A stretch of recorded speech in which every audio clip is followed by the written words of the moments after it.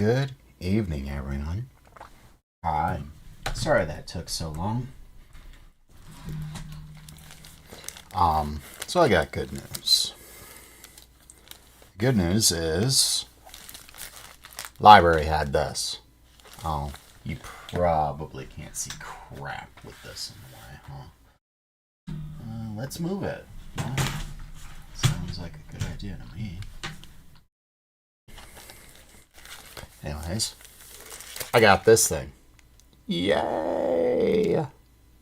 When I was at the library today to drop off the previous book, I just idly asked if they had it, not expecting it. Turns up they did. Yay! And unfortunately, that is the only good news I have today. Sucks. It is not a good day to be Lightgazer.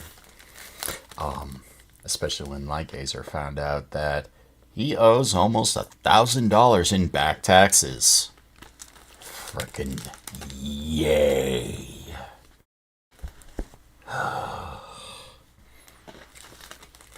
So, we'll see about that. Yeah.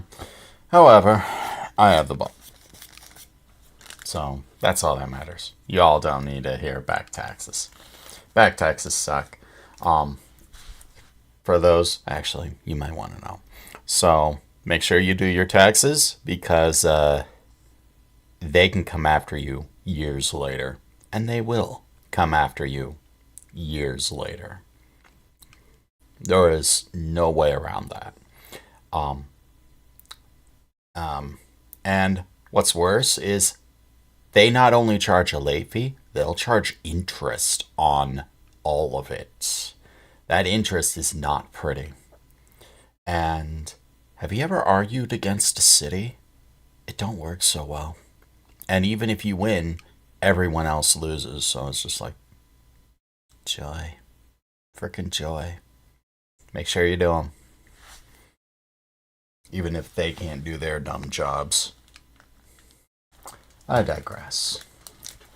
Let's begin, yes? Should we read the preamble?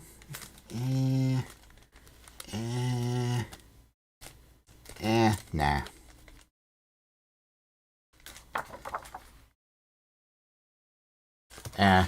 Actually, you know what? Let's do it anyway. Harry Potter wants to get away from the pernicious Dursleys and go to the Quidditch World Cup with Hermione, Ron, and the Weasleys. He wants to dream about Cho Chang, his crutch, and maybe do more than dream. He wants to find out about the mysterious event involving two other rival schools of magic, and a competition that hasn't happened for hundreds of years. He wants to be a normal 14-year-old wizard. Unfortunately for Harry Potter, he's not normal. He's different, even by wizarding standards. And in his case, the different can be deadly. The fourth book of the Harry Potter series, now illustrated in stunning full color by award-winning artist Jim Kay. Did I put my name in the Goblet of Fire? I tried.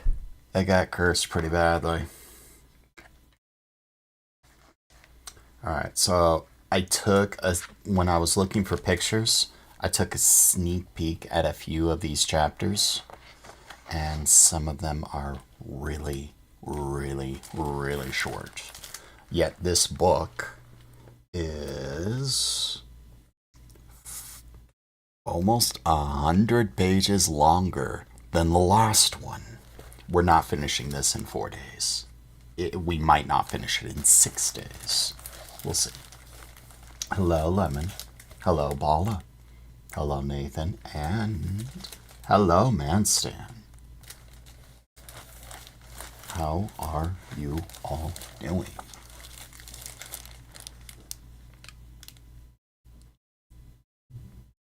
I say that as I click the reading now and stop reading. Ah, ah, ah.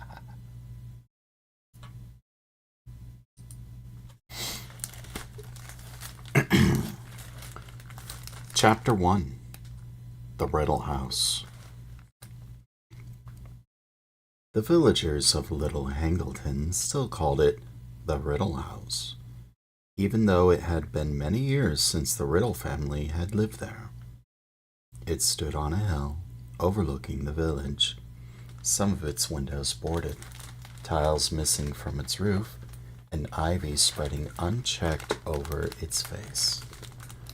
Once a fine-looking manor, and easily the largest and grandest building for miles around, the wizard house was now damp, derelict, and unoccupied.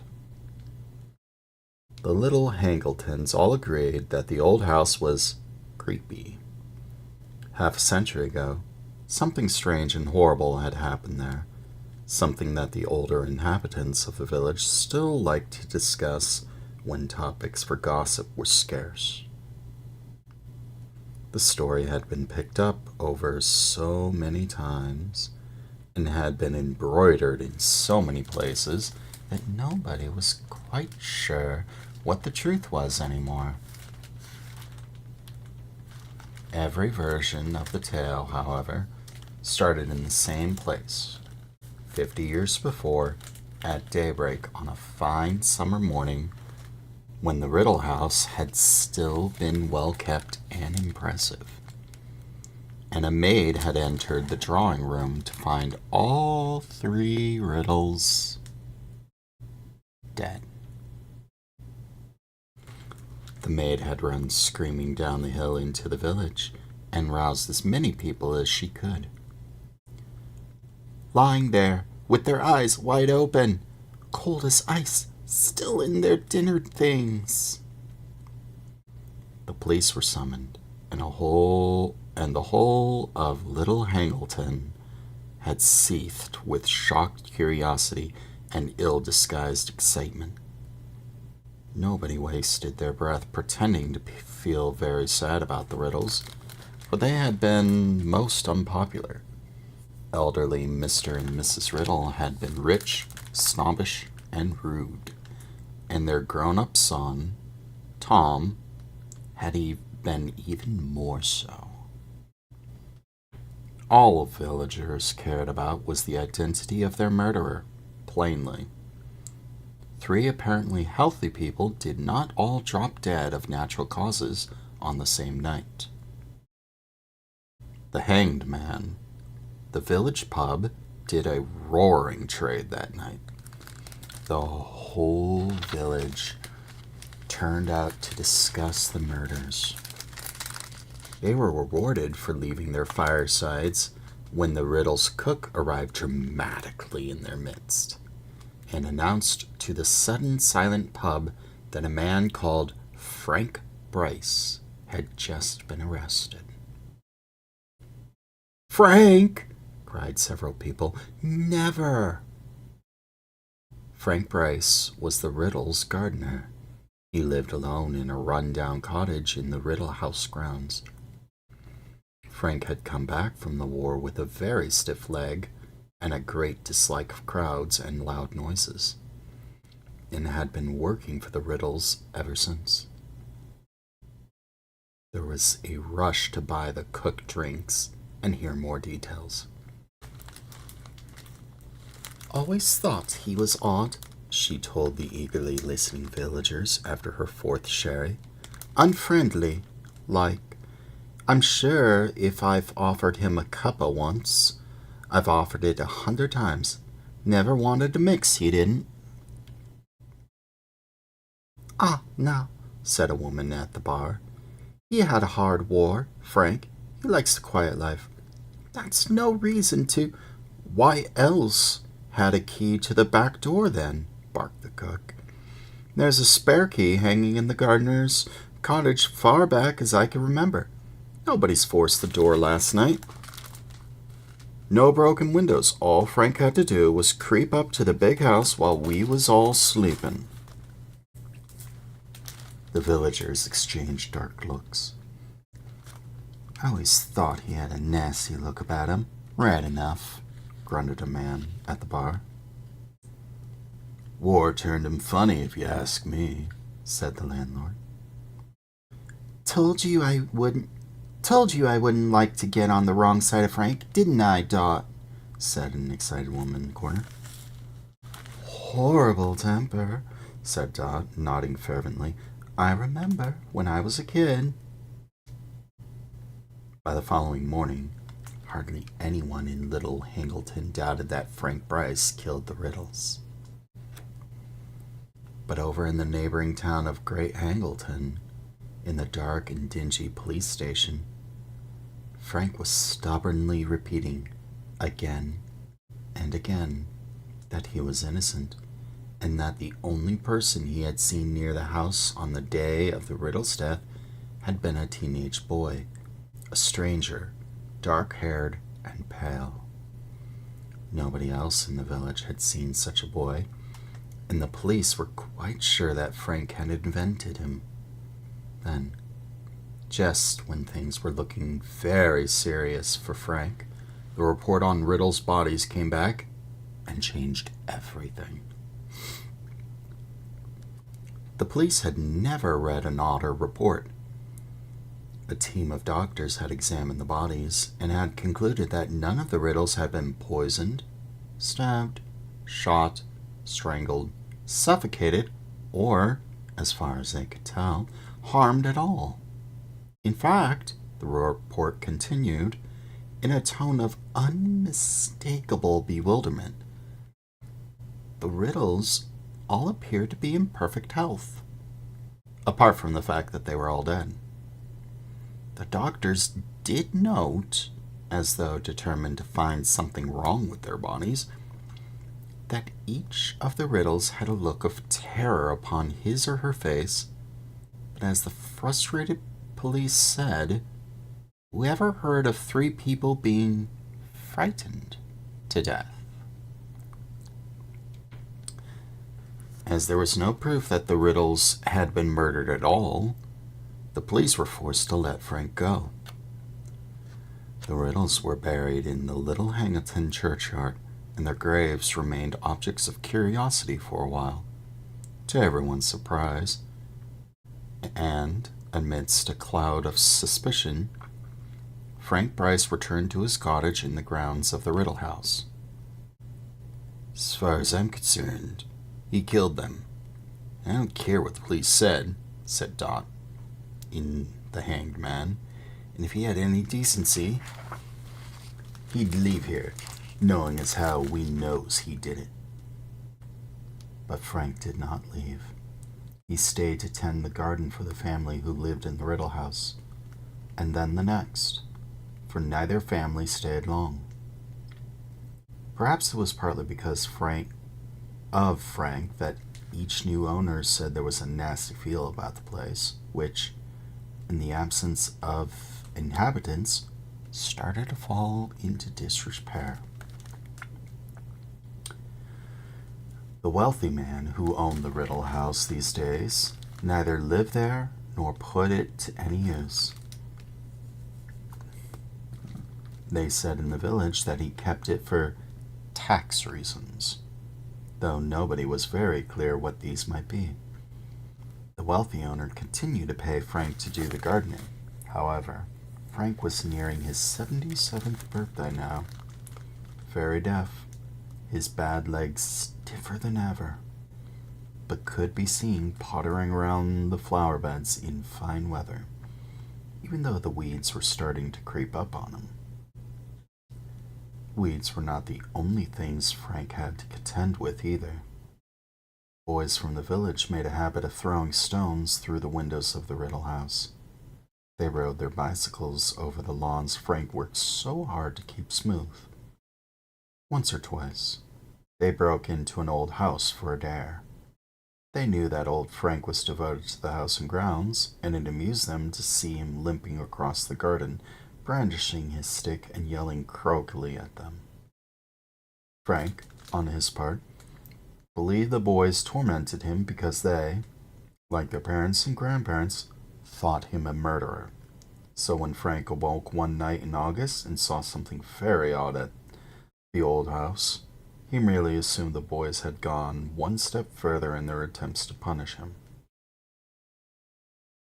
It was Frank's bad leg that woke him. It was paining him worse than ever in his old age. He got up, limped downstairs into the kitchen with the idea of refilling his hot water bottle to ease the stiffness in his knee. Standing at the sink, filling the kettle, he looked up at the Riddle House and saw lights glimmering on its upper windows. Frank knew at once what was going on. The boys had broken into the house again, and judging by the flickering quality of the light, they had started a fire.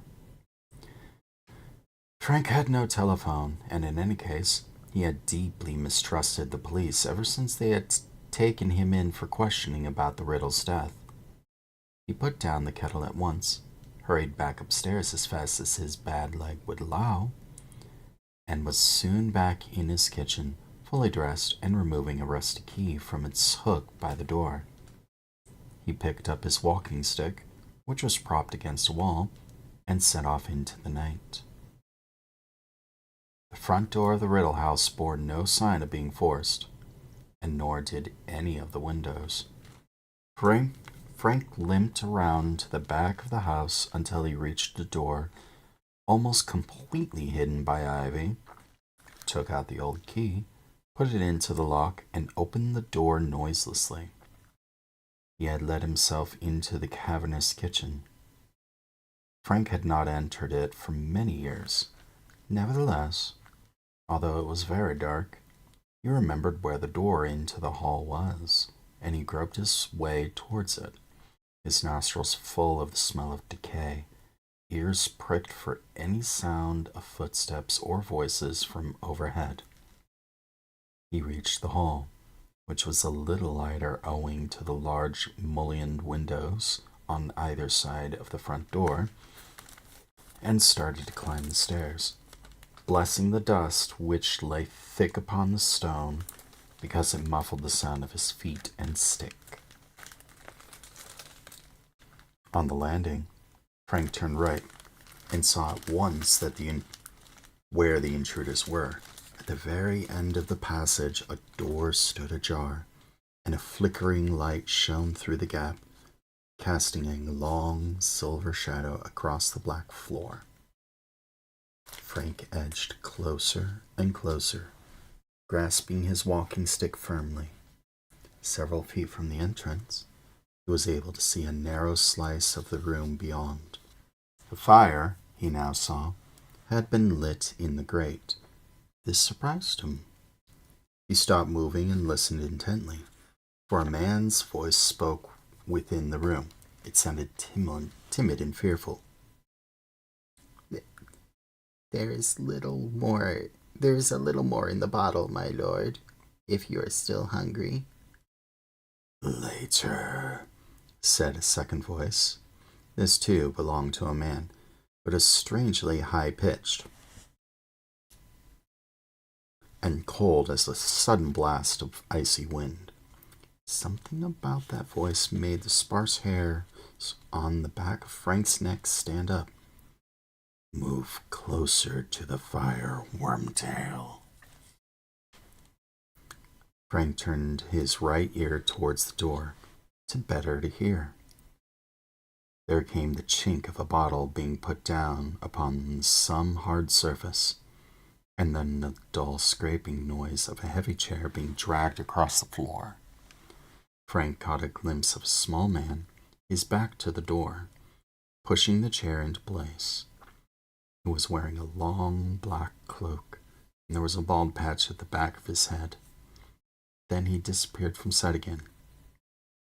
"Where is Nagini?" said the cold voice.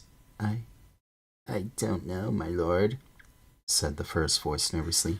"She set out to explore the house, I think."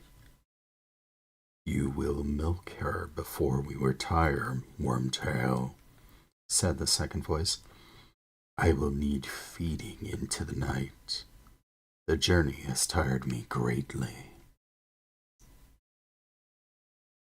Brow furrowed, Frank inclined his good ear still closer to the door, listening very hard.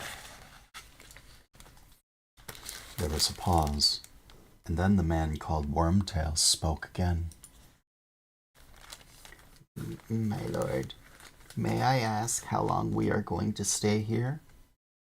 A week, said the cold voice. Perhaps longer. This place is moderately comfortable, and the plan cannot proceed yet.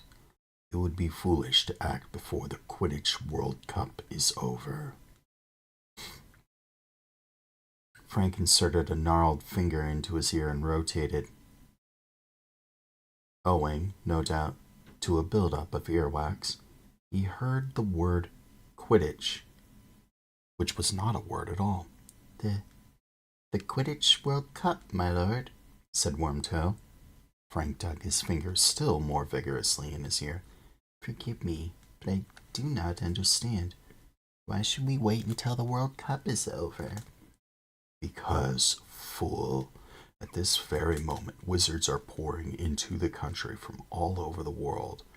Every meddler from the Ministry of Magic will be on duty, on the watch for signs of unusual activity, checking and double-checking identities.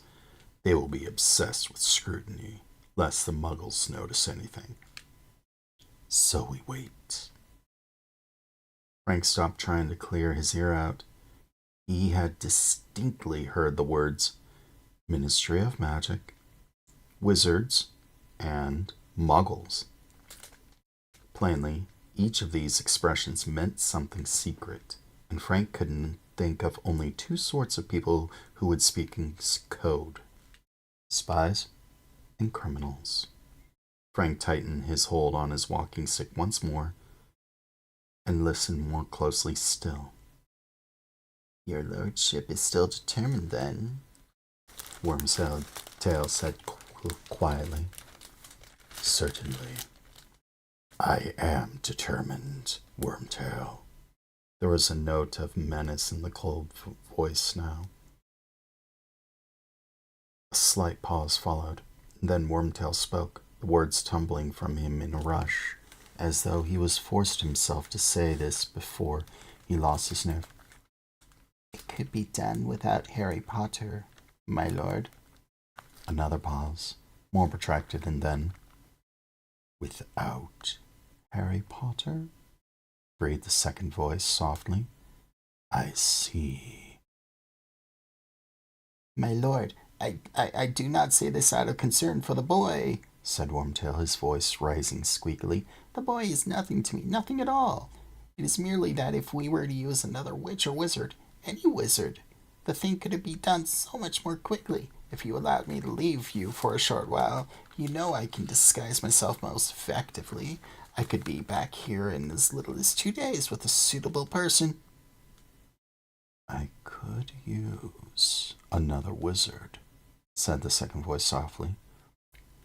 That is true. My lord, it makes sense, said Wormtail, sounding thoroughly relieved now. Laying hands on Harry Potter would be so difficult. He is so well protected. And so you volunteer to go and fetch me a substitute? I wonder.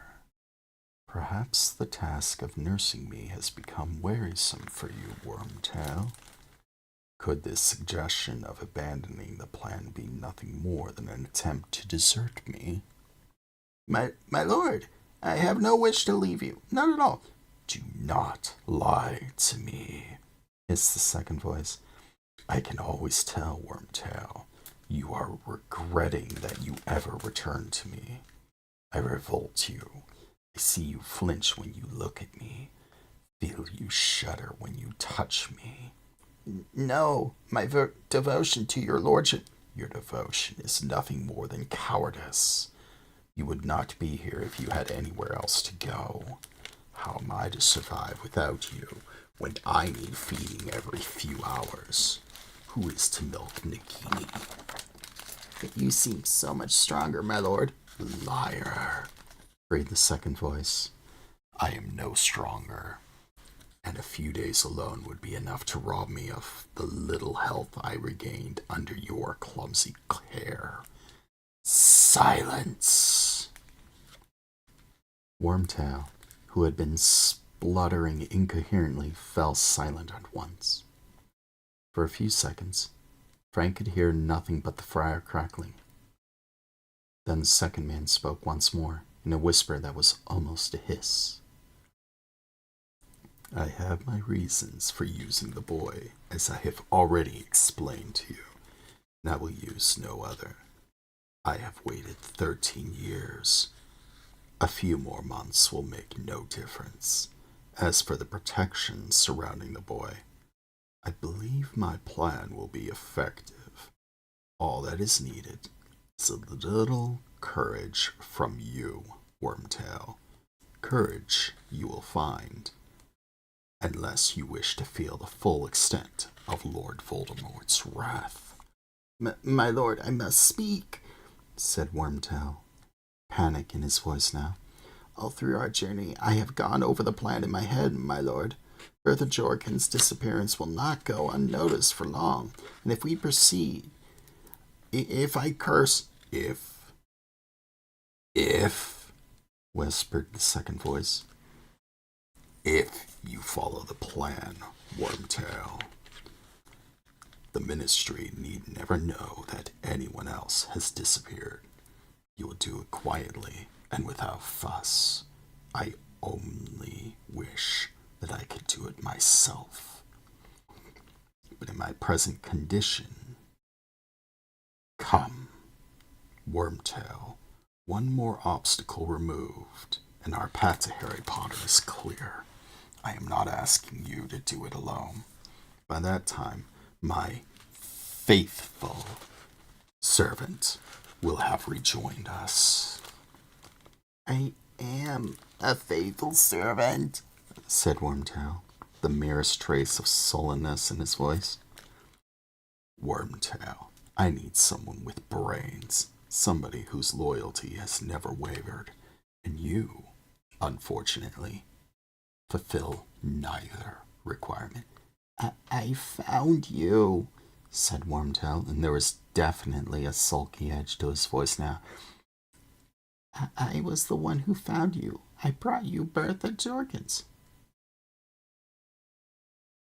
This is true, said the second man, sounding amused. A stroke of brilliance I would not have thought possible from you, Wormtail. Though, if truth be told, you were not aware how useful she would be when you caught her, were you? I thought she might be useful, my lord. Liar, said the second voice again, the cruel amusement more pronounced than ever. However, do not deny that her information was invaluable. Without it, I could never have formed our plan, and for that, you will have your reward, Wormtail. I will allow you to perform an essential task for me, one that many of my followers would give their right hands to perform. Really, my lord? What? Wormtail sounded terrified again. Ah, Wormtail, you don't want me to spoil the surprise. Your part will come at the very end. But I promise you, you will have the honor of being just as useful as Bertha Jorkins.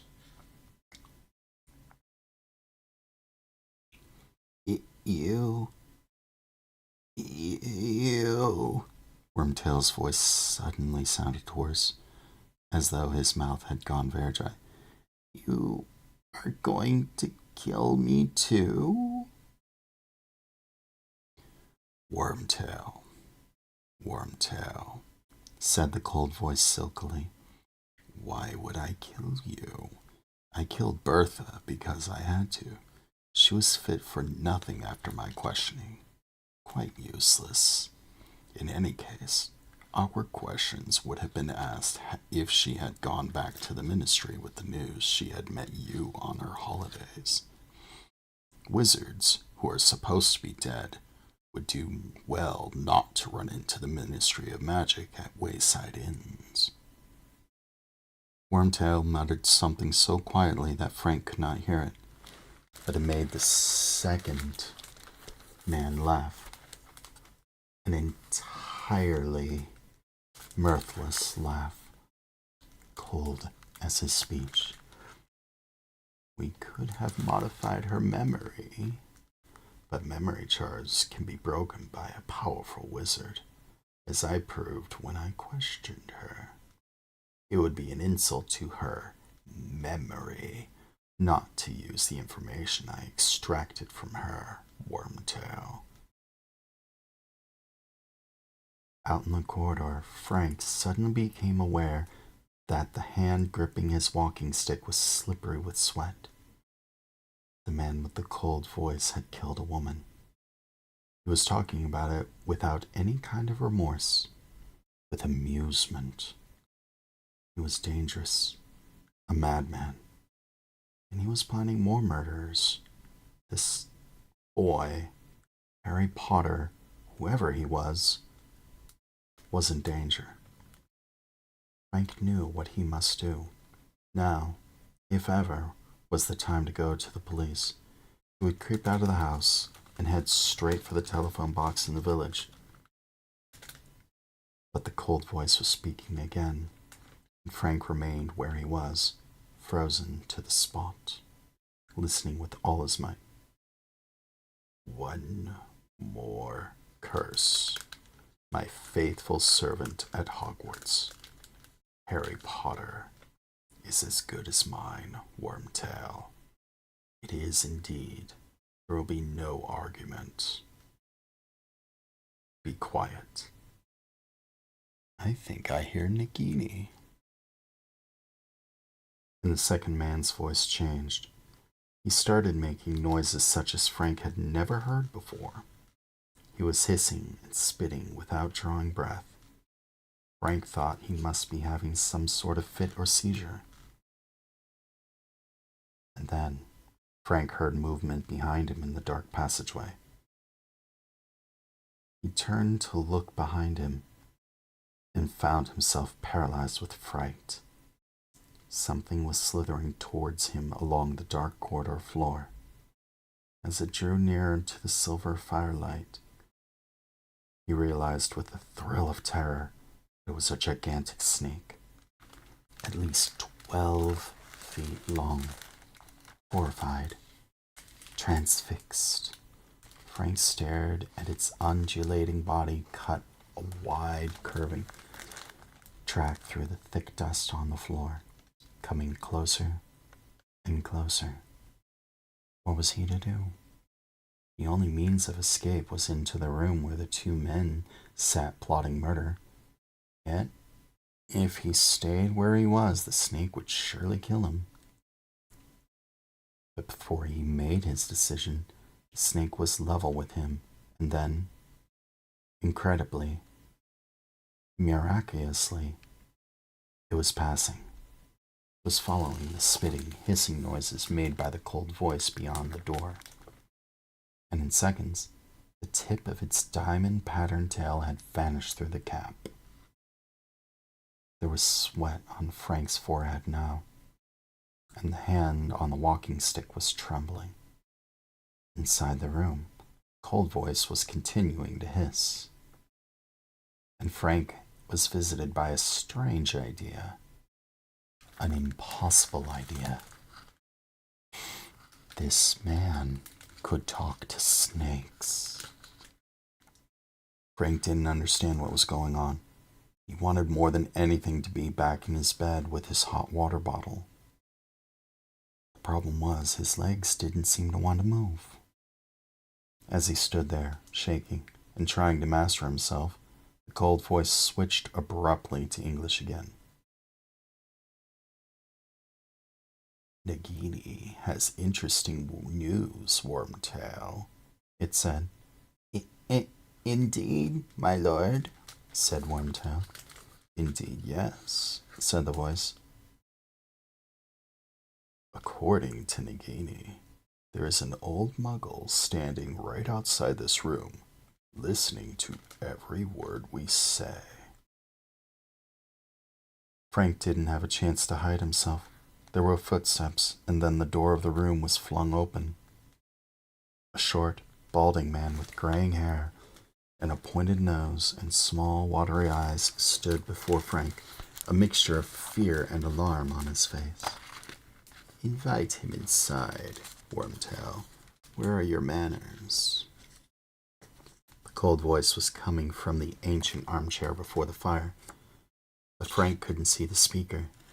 The snake, on the other hand, was curled up on the rotting hearth rug, like some horrible travesty of a pet dog. Wormtail beckoned Frank into the room. Though still deeply shaken, Frank took a firmer grip on his walking stick and limped over the threshold. Fire was the only source of light in the room. It was casting long, spidery shadows upon the walls. Frank stared back at the back of the armchair. The man inside, it seemed to be even smaller than his servant, for Frank couldn't even see the back of his head. You heard everything, Muggle, said the cold voice. Oh, what's that you're calling me? Said Frank defiantly, for now that he was inside the room, now that the time had come for some sort of action, he felt braver, and it had always been so in the war. I am calling you a Muggle, said the voice coolly.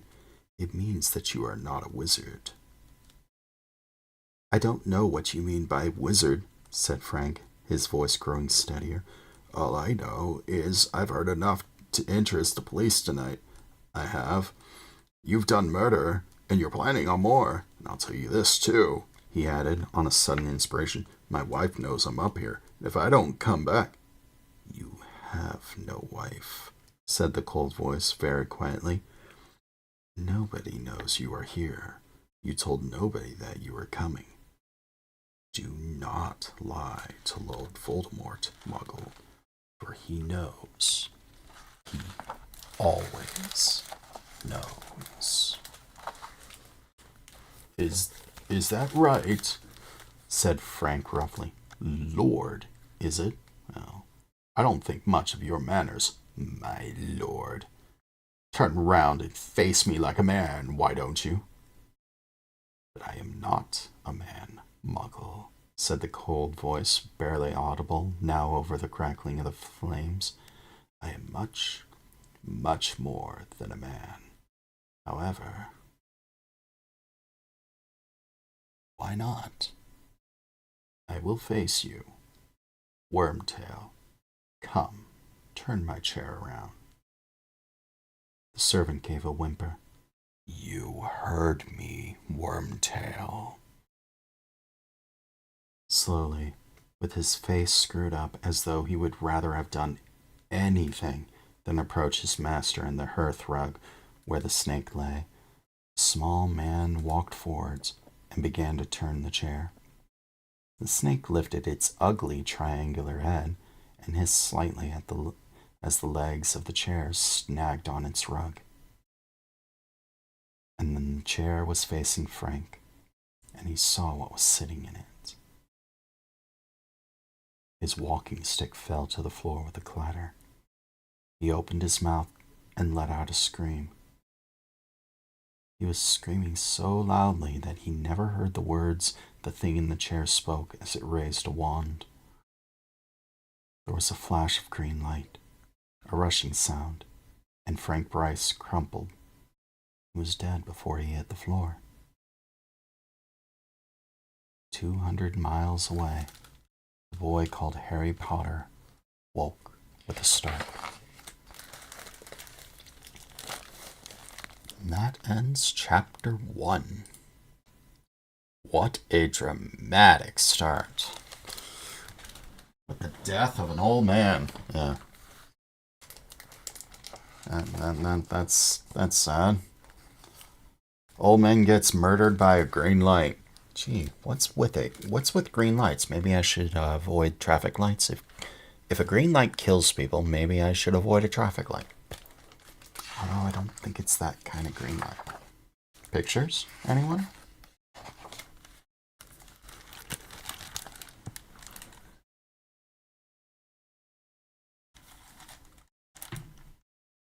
Oh, maybe I can tilt the camera a little bit up.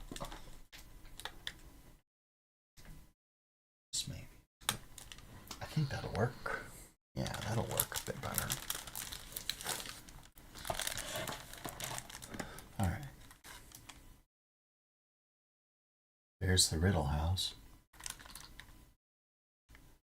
And the cover photo. I shouldn't hold the cover like that. Full of ivies and a tree.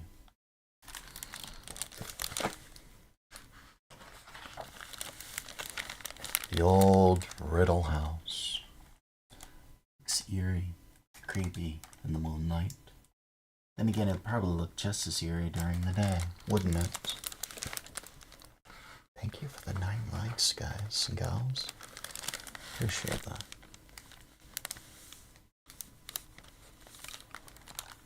There's nothing here.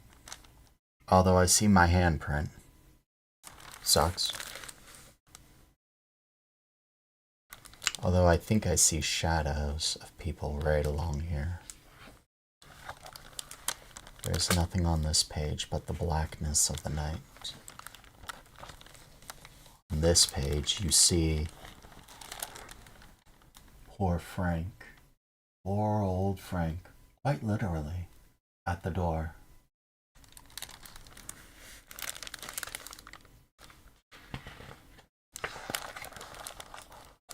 And then 200 miles away, a boy named Harry woke with a start. I wonder what woke him.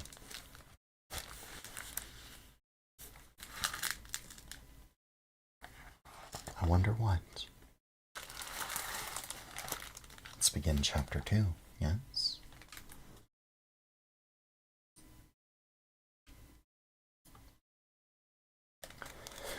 All right.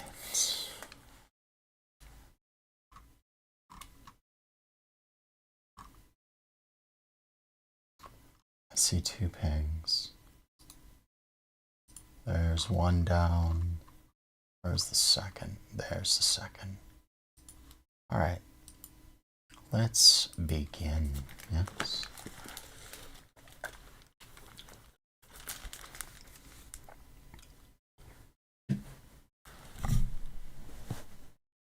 Chapter 2. The Scar.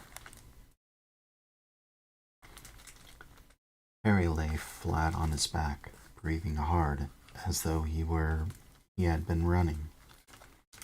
He had awoken from a vivid dream with his hands pressed over his face. The old scar on his forehead, which was shaped like a bolt of lightning, was burning beneath his fingers as though someone had just pressed a white-hot wire to his skin. He sat up, one hand still on his scar, the other reaching out in the darkness for his glasses, which were on the bedside table. He put them on, and his bedroom came into clear focus, lit by a faint, misty orange light that was filtering through the curtains from the street lamp outside the window. Harry ran his fingers over the scar again. It was still painful. He turned on the lamp beside him, scrambled out of bed, crossed the room, opened his wardrobe, and peered into the mirror on the inside of the door. A skinny boy of 14 looked back at him, his bright green eyes puzzled under the untidy black hair.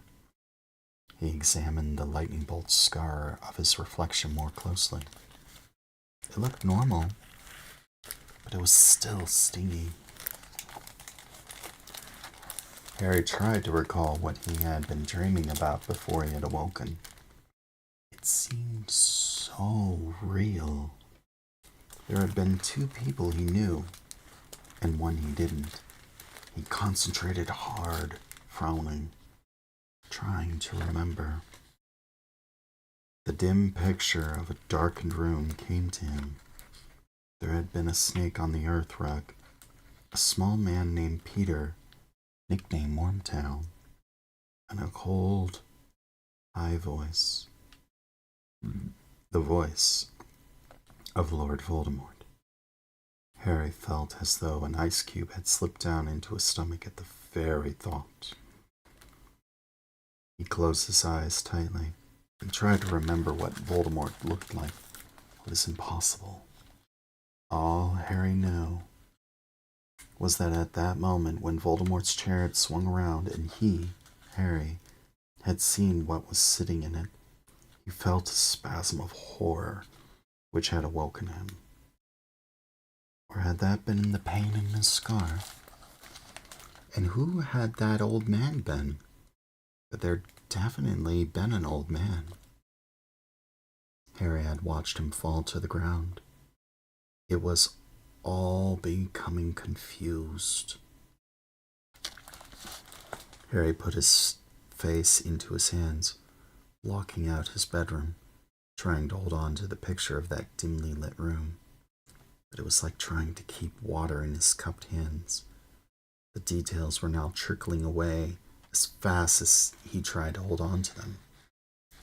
Voldemort and Wormtail had been talking about someone they had killed, though Harry could not remember the name, and they had been plotting to kill someone else. Him.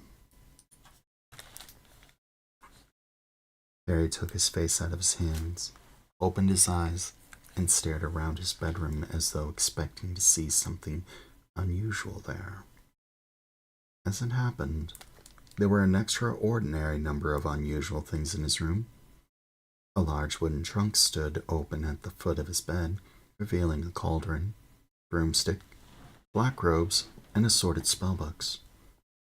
Rolls of parchment littered the part of his desk that was not taken up by the large, empty cage in which his snowy owl, Hedwig, usually perched. On the floor beside his bed, a book lay open. He had been reading it before he fell asleep the previous night. The pictures in the book were all moving. Men in bright orange robes were zooming in and out of sight on broomsticks, throwing a red ball to each other. Harry walked over to this book, picked it up, and watched one of the wizards score a spectacular goal by putting the ball through a 50-foot high hoop. Then he snapped the book shut. Even Quidditch, in Harry's opinion, the best sport in the world, couldn't distract him at the moment. He placed Flying with the Cannons on his bedside table, crossed to the window, and drew back the curtains to survey the street below. Private Drive looked exactly as a respectable suburban street would be expected to look in the early hours of Saturday morning. All the curtains were closed. As far as Harry could see through the darkness, there wasn't a living creature in sight, not even a cat. And yet, Harry went restlessly back to bed and sat down upon it, running a finger over his scar again. It wasn't the pain that bothered him. Harry was no stranger to pain and injury. He had lost all his bones from his right arm once, and then had them painfully regrown in a night. The same arm had been pierced by a venomous foot-long fang not long afterwards. Only last year, Harry had fallen 50 feet from an airborne broomstick. He was used to bizarre accidents and injuries. They were unavoidable if you attend Hogwarts School of Witchcraft and Wizardry and had a knack for attracting a lot of trouble. No, the thing that was bothering Harry was that the last time his scar had hurt him, it had been because Voldemort had been close by. But Voldemort couldn't be here now. The idea of Voldemort lurking in Private Drive was absurd. Impossible. Harry listened closely to the silence around him. Was he half expecting to hear the creak of a stair, or the swish of a cloak? Then he jumped slightly as he heard his cousin Dudley give a tremendous grunting snore from the next room. Harry shook himself mentally. He was being stupid. There was no one in the house with him except Uncle Vernon, and Petunia, and Dudley, and they were all plainly still asleep, their dreams untroubled and painless. Sleep was the way Harry liked the Dursleys best. It wasn't as though they were ever any help to him awake. Uncle Vernon and Aunt Petunia and Dudley were Harry's only living relatives. They were muggles, non-magic people, who hated and despised magic in any form, which meant that Harry was about as welcome in their house as dry rot. They had explained away Harry's long absences at Hogwarts over the last 3 years by telling everyone that he went to St. Brutus's Cure Center for the incurably criminal boys. They knew perfectly well that, as an underage wizard, Harry wasn't allowed to use magic outside Hogwarts, but were still apt to blame him for anything that went wrong about the house. Harry had never been able to confide in them or tell them anything about his life in the wizarding world. The very idea of going to them when they awoke and telling them about his scar hurting him and his worries about Voldemort was laughable. And yet, it was because of Voldemort that Harry had come to live with the Dursleys in the first place. If it hadn't been for Voldemort, Harry would not have the lightning scar on his forehead. If it hadn't been for Voldemort, Harry would still have his parents. Harry had been a year old the night that Voldemort, the most powerful dark wizard for a century, a wizard who had been gaining power steadily over 11 years, arrived at his house and killed his mother and father. Voldemort had then turned his wand on Harry. He had performed the curse that had disposed of many full-grown witches and wizards in his steady rise to power. And, incredibly, it had not worked. Instead of killing the small boy, the curse had rebounded upon Voldemort. Harry had survived with nothing but a lightning-shaped cut on his forehead, and Voldemort had been reduced to something barely alive. His powers gone, his life almost extinguished. Voldemort had fled. The terror in which the secret community of witches and wizards had lived for so long had lifted. Voldemort's followers had disbanded, and Harry Potter had become famous. It had been enough of a shock for Harry to discover, on his 11th birthday, that he was a wizard. It had been even more disconcerting to find out that everyone in the hidden wizarding world knew his name. Harry had arrived at Hogwarts to find that heads turned and whispers followed him wherever he went. But he was used to it now. At the end of the summer, he would be starting his 4th year at Hogwarts, and he was already counting the days until he would be back at the castle again. But there was still a fortnight to go before he went back to school. He looked hopelessly around his room again. and his eye paused on the birthday cards his two best friends had sent him at the end of July.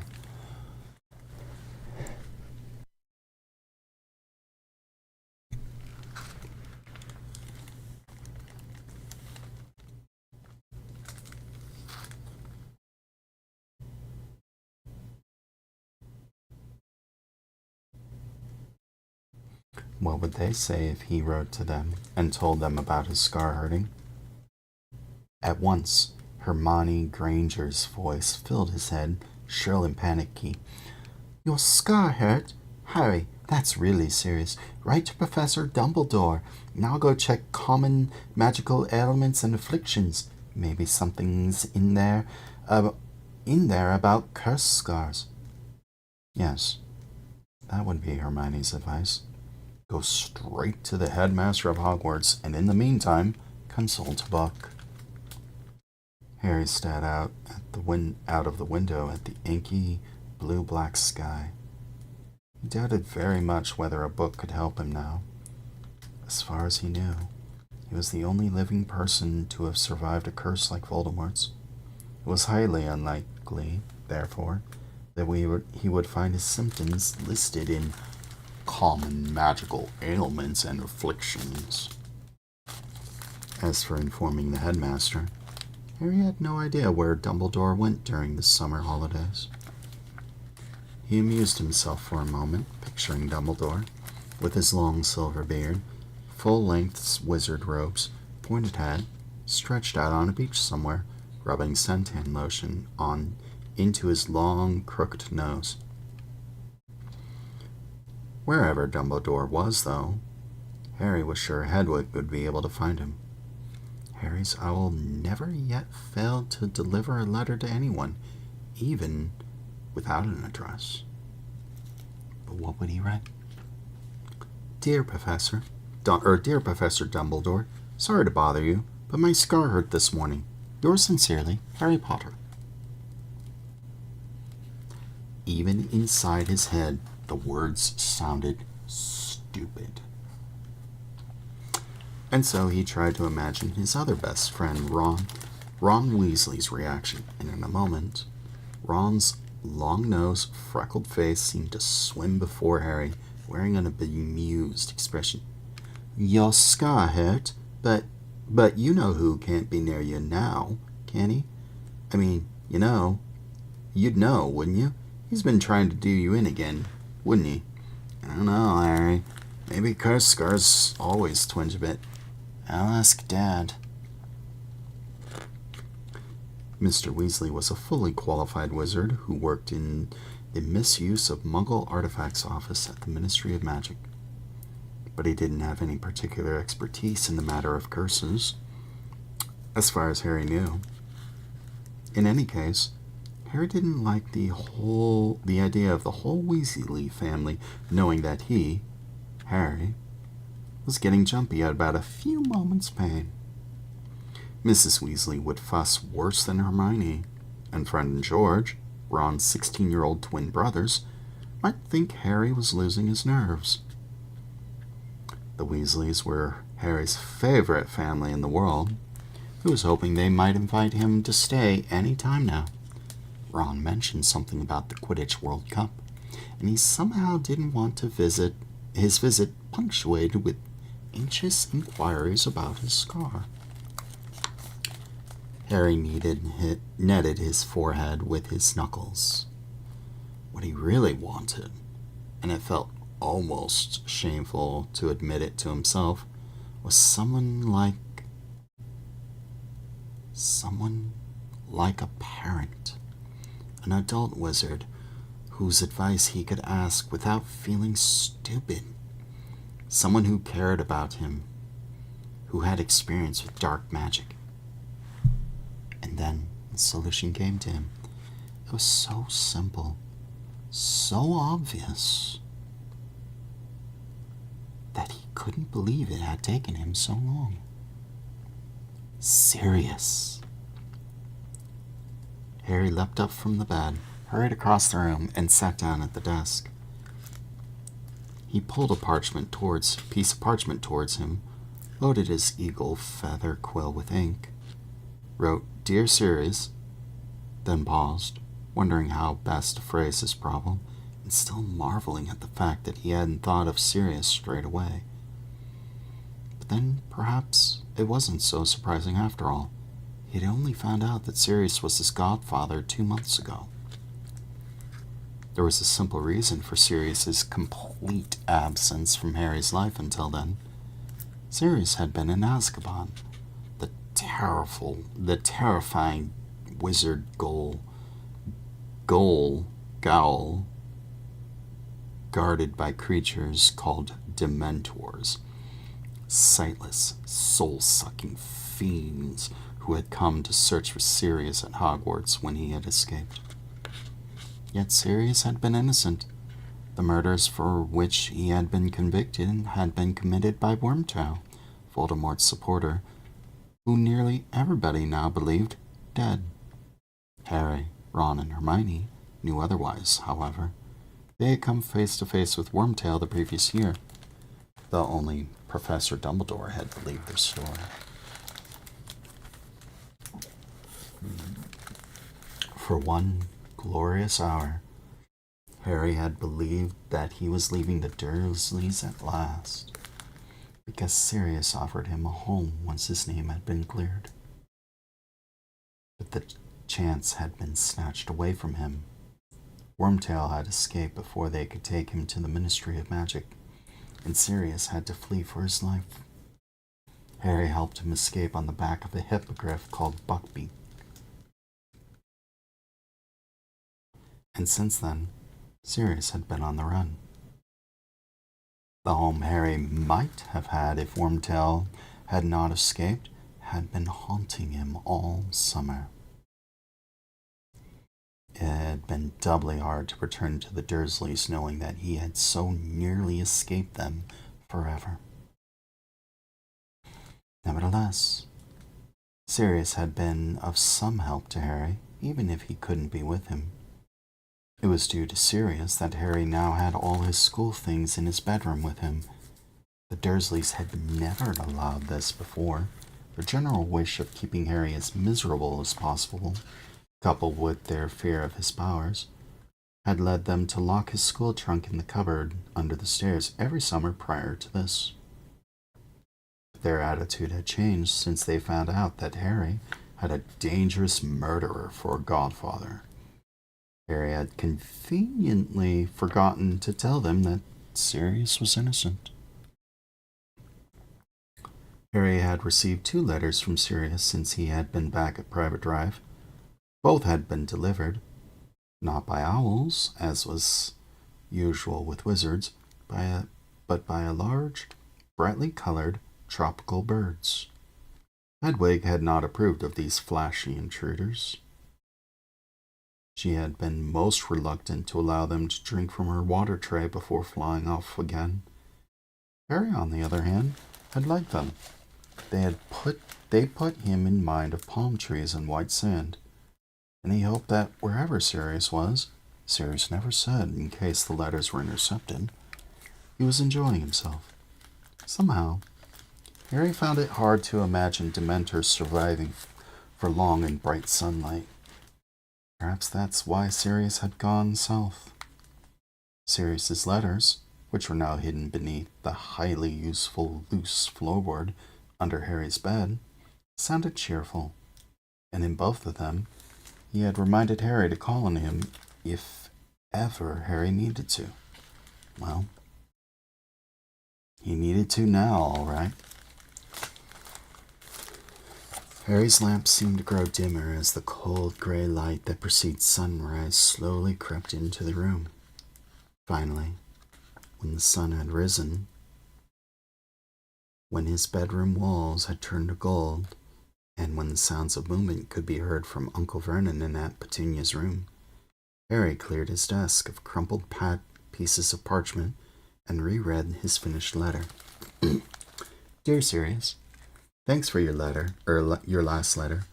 That bird was enormous. It could hardly get through my windows. Things are the same as usual here. Dudley's diet isn't going too well. My aunt found him smuggling donuts into his room yesterday.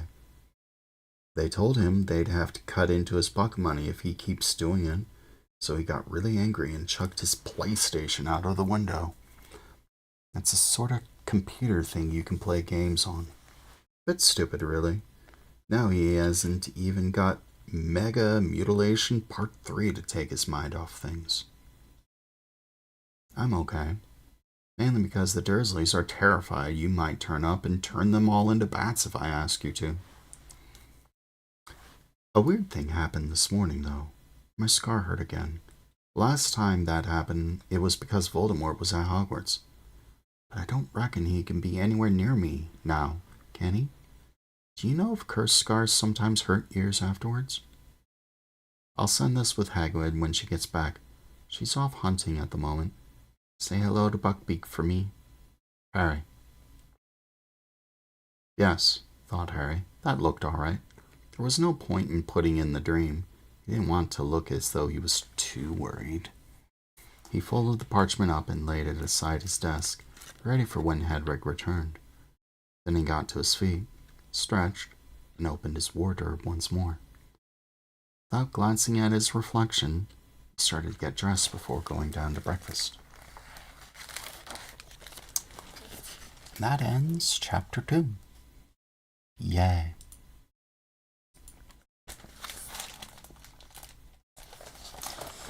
There aren't really many pictures here. That's a really short chapter. Doop, doop, doop.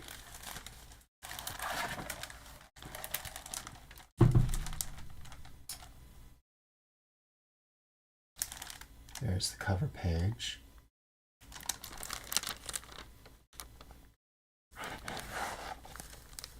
Two walls of text, or 4 walls, I should say. Imagine typing this into a Discord. There's the exotic bird.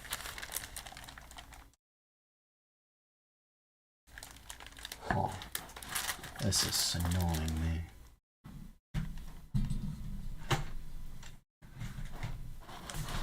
I think that's better. Maybe. No.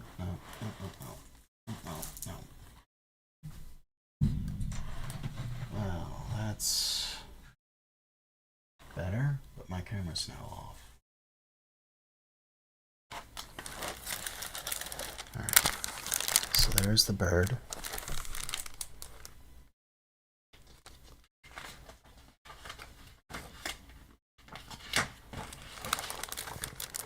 And that was it. There was a bird, and literally nothing else. Was that really all? Just a bird? Yeah, that was just a bird. Okay. Let's get a drink of water and we'll continue. Yes? Yes? Sounds good to me.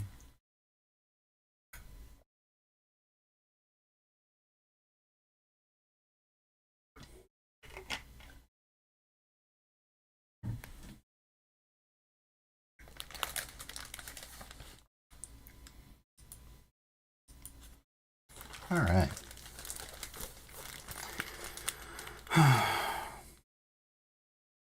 Chapter 3, The Invitation. By the time Harry arrived in the kitchen, the 3 Dursleys were already seated around the table. None of them looked up as he entered or sat down.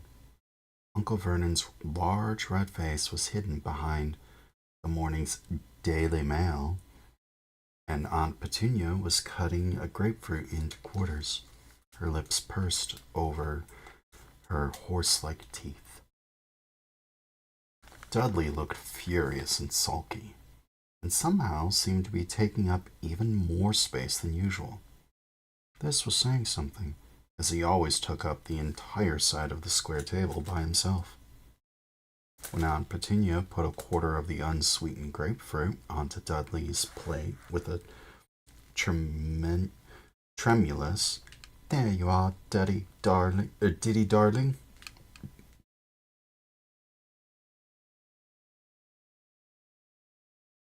Dudley glowered at her. His life had taken a most unpleasant turn since he had come home for the summer with his end-of-year report. Uncle Vernon and Aunt Petunia had managed to find excuses for his bad marks, as usual. Aunt Petunia always insisted that Dudley was a very gifted boy whose teachers didn't understand him, while Uncle Vernon maintained that he didn't want some swotty little Nancy boy for his son anyway. They always skated over the accusations of bullying in the report. "He's a boisterous little boy, but he wouldn't hurt a fly," said Aunt Petunia tearfully. However, at the bottom of the report, there were a few well-chosen comments from the school nurse, which not even Uncle Vernon and Aunt Petunia could explain away. No matter how much Aunt Petunia wailed that Dudley was big-boned and that his poundage was really puppy fat and that he was a growing boy who needed plenty of food, the fact remained that the school outfitters didn't stock knickerbockers big enough for him anymore. The school nurse had seen what Aunt Petunia's eyes, so sharp when it came to spotting fingerprints on our glowing walls, and, in observing the comings and goings of the neighbors, simply refused to see that, far from needing extra nourishment, Dudley had reached roughly the size and weight of a young killer whale.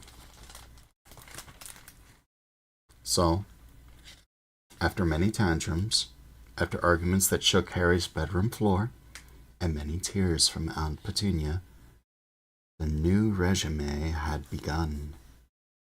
The diet sheet had been sent by the smelting school nurse and been taped to the fridge, which had been emptied of all of Dudley's favorite things: fizzy drinks and cakes, chocolate bars and burgers, and filled instead with fruits and vegetables, and the sorts of things that Uncle Vernon called rabbit food. To make Dudley feel better about it all, Aunt Petunia had insisted the whole family follow the diet too. She now passed a grapefruit quarter to Harry. He noticed that it was a lot smaller than Dudley's. Aunt Petunia seemed to feel that the best way to keep Dudley's morale was to make sure that he did, at least, get more to eat than Harry. But Aunt Petunia didn't know what was hidden under those loose floorboards upstairs. She had no idea that Harry was not following the diet at all. The moment he got wind of the fact that he was expected to survive this summer on carrot sticks, Harry had sent Hedwig to his friends with pleas for help. And they had risen to the occasion magnificently. Hedwig had returned from Hermione's house with a large box stuffed of sugar-free snacks. Hermione's parents were dentists. Hagrid, the Hogwarts gamekeeper, had obliged with a sack full of his homemade rock cakes. Harry hadn't touched these. He had too much experience with Hagrid's cooking. Miss Weasley, however, had sent the family owl, Errol, with an enormous fruitcake and assorted pasties. Poor Errol, who was elderly and feeble, had needed a full 5 days to recover from the journey. And then, on Harry's birthday, which the Dursleys had completely ignored, he had received 4 superb birthday cakes, one each from Ron, Hermione, Hagrid, and Sirius. Harry still had 2 of them left, and so, looking forward to a real breakfast when he got back upstairs, he started eating his grapefruit without complaint. Uncle Vernon laid aside his paper with deep, stiff sniff of disapproval, and he looked down at his own grapefruit quarter. "Is this it?" he said grumpily to Aunt Petunia. Aunt Petunia gave him a severe look, and then nodded pointedly at Dudley, who had already finished his own grapefruit quarter, and was eyeing Harry's with a very sour look in his piggy little eyes. Uncle Vernon gave a great sigh, which ruffled his large, bushy mustache, and picked up his spoon. The doorbell rang. Uncle Vernon heaved himself out of his chair and set off down the hall. Quick as a flash, while his mother was occupied with the kettle, Dudley stole the rest of Uncle Vernon's grapefruit. Harry heard talking at the door and someone laughing, and Uncle Vernon answering curtly. Then the front door closed, and the sound of ripping paper came from the hall. Aunt Petunia set the teapot down at the table and looked curiously around to see where Uncle Vernon had got to. She didn't have to wait long to find out. After a minute, he was back, and he looked livid. "You," he barked at Harry, "in the living room. Now." Bewildered, wondering what on earth he was supposed to have done this time, Harry got up and followed Uncle Vernon out of the kitchen and into the next room. Uncle Vernon closed the door sharply behind both of them. "So," he said, marching over to the fireplace and turning to face Harry as though he was about to pronounce him under arrest. "So," Harry would have dearly loved to have said, "So what?" But he didn't feel that Uncle Vernon's temper should be tested this early in the morning, especially when it was already under severe strain from the lack of food. He therefore settled for looking politely puzzled. "This just arrived," said Uncle Vernon. He brandished a piece of purple writing paper at Harry. "A letter. A letter about you." Harry's confusion increased. Who would be writing to Uncle Vernon about him? Who did he know who sent letters by the postman? Uncle Vernon glared at Harry, then looked down at the letter and began to read aloud. "Dear Mr. and Mrs. Dursleys, we have never been introduced, but I am sure you have heard a great deal from Harry about my son Ron. As Harry might have told you, the final of the Quidditch World Cup takes place next Monday night, and my husband, Arthur, has just managed to get prime tickets through his connections at the Department of Magical Games and Sports. I do hope you will allow us to take Harry to the match, as this really is a once-in-a-lifetime opportunity. Britain hasn't hosted the Cup for 30 years, and tickets are extremely hard to come by. We would, of course, be glad to have Harry to stay for the remainder of the summer holidays, and to see him safely onto the train back to school. It would be best for Harry to send us your answer as quickly as possible in the normal way, because the Muggle postman has never delivered to our house, and I'm not certain he even knows where it is. Hoping to see Harry soon. Yours sincerely, Molly Weasley. P.S. I do hope we've put enough stamps on." Uncle Vernon finished reading, put his hand back into his breast pocket, and drew out something else. "Look at this," he growled. He held up the envelope in which Miss Weasley's letter had come, and Harry had to fight down a laugh. Every bit of it was covered in stamps, except for a square inch on the front, into which Mrs. Weasley had squeezed through the Dursleys' address in minute writing. She did put enough stamps on then, said Harry, trying to sound as though Mrs. Weasley's was a mistake anyone could make. His uncle's eyes flashed.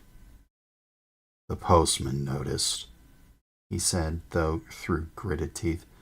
Very interested to know where this letter came from, he was.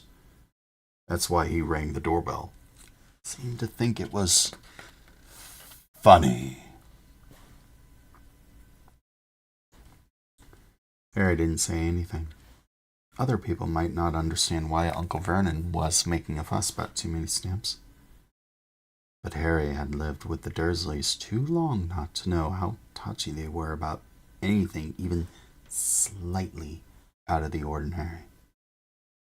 Their worst fear was that anyone would find out that they were connected, however distantly, with people like Mrs. Weasley.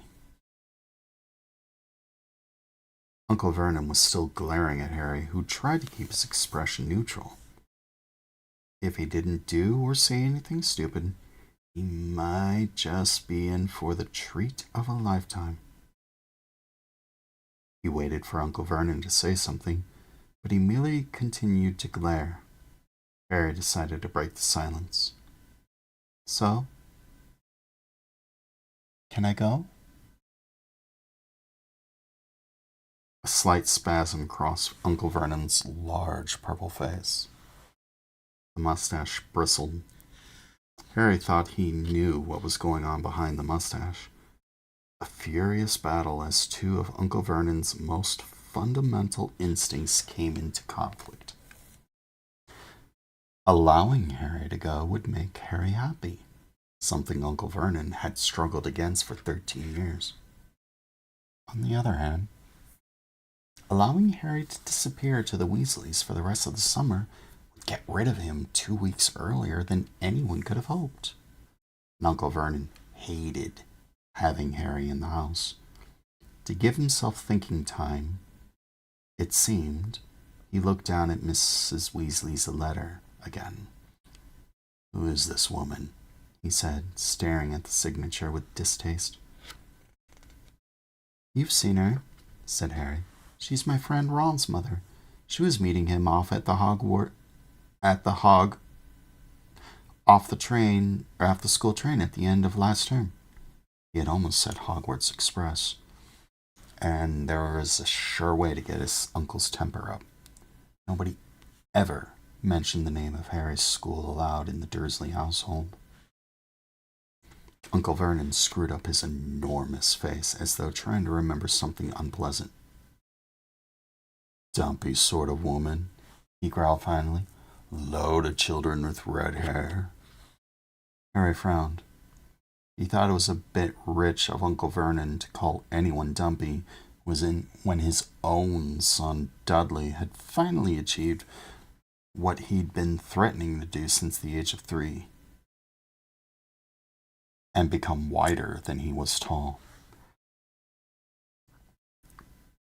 Uncle Vernon was perusing the letter again.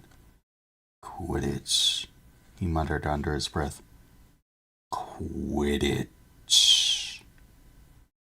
What is this rubbish?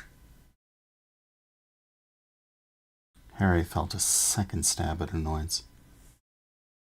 It's a sport, he said shortly. Played on broom. All right,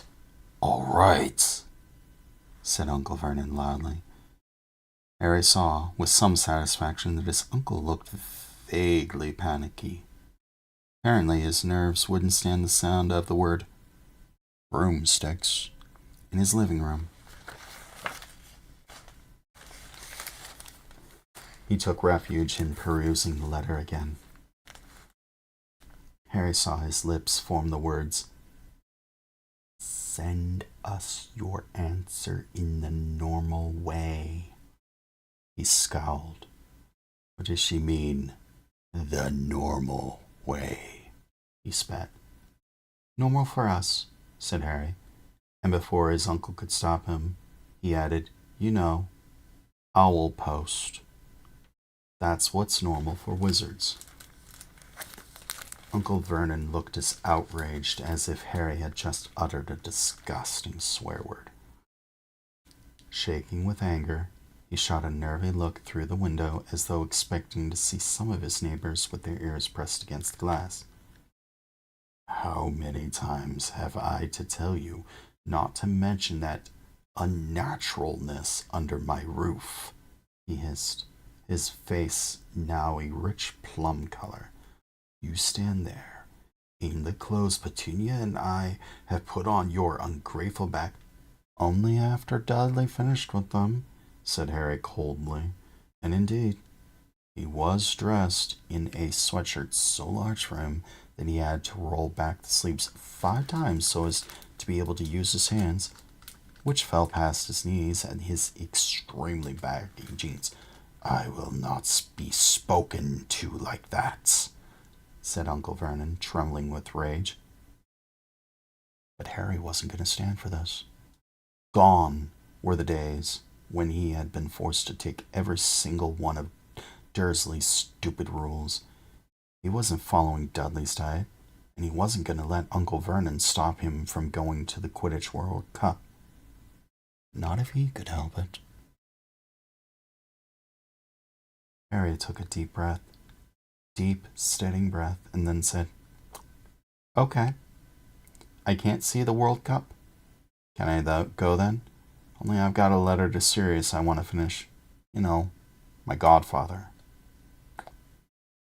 Now he had done it. He had said the magic words. Now he watched the purple recede. He watched the purple recede blotchily from Uncle Vernon's face, making it look like a badly mixed blackcurrant ice cream. You've been writing to him, are you? Said Uncle Vernon in a would-be calm voice, but Harry had seen the pupils of his tiny eyes contract with sudden fear. Well, yeah, said Harry casually. It's been a while since you've heard from me, and, if he doesn't, he might start thinking something's wrong. He stopped there to enjoy the effects of these words. He could almost see the cogs working under Uncle Vernon's thick, dark, neatly parted hair. If he tried to stop Harry writing to Sirius, Sirius would think Harry was being mistreated. If he told Harry he couldn't go to the Quidditch World Cup, Harry would write and tell Sirius, who would know he was being mistreated. There was only one thing for Uncle Vernon to do. Harry could see the conclusion forming in his mind, as though the great mustache face was transparent. Harry tried not to smile, to keep his own face as blank as possible, and then... Well, all right then. You can go to this World Cup thing. You write and tell these Weasleys. They're to pick you up. Mine, I haven't got time to go dropping you off all over the country. You could spend the rest of the summer there. And you could tell that your godfather. Tell him you're going. Okay then, said Harry brightly. He turned and walked towards the living room door, fighting the urge to jump into the air and whoop. He was going. He was going to the Weasleys. He was going to watch the Quidditch World Cup. Outside in the hall, he nearly ran into Dudley, who had been lurking behind the door, clearly hoping to overhear Harry being told off. He looked shocked to see the broad grin on Harry's face. That was an excellent breakfast, wasn't it? Said Harry. I feel really full. Don't you? Laughing at the astonished look on Dudley's face, Harry took the stairs 3 at a time and hurled himself back into his bedroom. The first thing he saw was that Hedwig at his back. She was sitting in her cage, staring at Harry with her enormous amber eyes, and clicking her beak in a way that meant she was annoyed about something. Exactly what was annoying her became apparent at once. Ouch! Said Harry. What appeared to be a small, gray, feathery tennis ball had just collided with the side of Harry's head. Harry massaged his head furiously, looking up to see what had hit him, and saw a minute owl, small enough to fit into the palm of his hand, whizzing excitedly around the room like a loose firework. Harry then realized that the owl had dropped a letter at his feet. Harry bent down, recognized Ron's handwriting, then tore open the envelope. Inside was a hastily scribbled note. Harry, Dad got the tickets. Ireland versus Bulgaria, Monday night. Mom's writing to the Muggles to ask you to stay. They might already have the letter. I don't know how fast Muggle Post is, though thought I'd send this with pig anyway. Harry stared at the word pig, then looked up at the tiny owl, now zooming around the lampshade on the ceiling. He had never seen anything that looked less like a pig. Maybe he couldn't read Ron's writing. He went back to the letter. We're coming for you whether the Muggles like it or not. You can't miss the World Cup. Only, Mom and Dad reckons it's better if we pretend to ask their permission first. If they say yes, send Pin back with your answer pronto, and we'll come and get you at 5 o'clock on Sunday. If they say no, send Pin back pronto and we'll come and get you at 5 o'clock on Sunday anyway. Hermione's arriving this afternoon. Percy started work. The Department of International Magical Cooperation. Don't mention anything about abroad unless you're here. While you're here, unless you want the pants board off of you. See you. Ron. Calm down, Harry said, as the small owl flew low over his head, twittering madly with what Harry could only assume was pride at having delivered the letter to the right person. Come here. I need you to take my answer back. The owl fluttered down on top of Hedwig's cage. Hedwig looked coldly up at it, as though daring it to try and come any closer. Harry seized his eagle feather quill once more, grabbed a fresh piece of parchment, and wrote, Ron, it's all okay. The Muggles say I can come. See you 5 o'clock tomorrow. Can't wait. Harry. He folded the note up very small and, with immense difficulty, tied it to the tiny owl's leg as it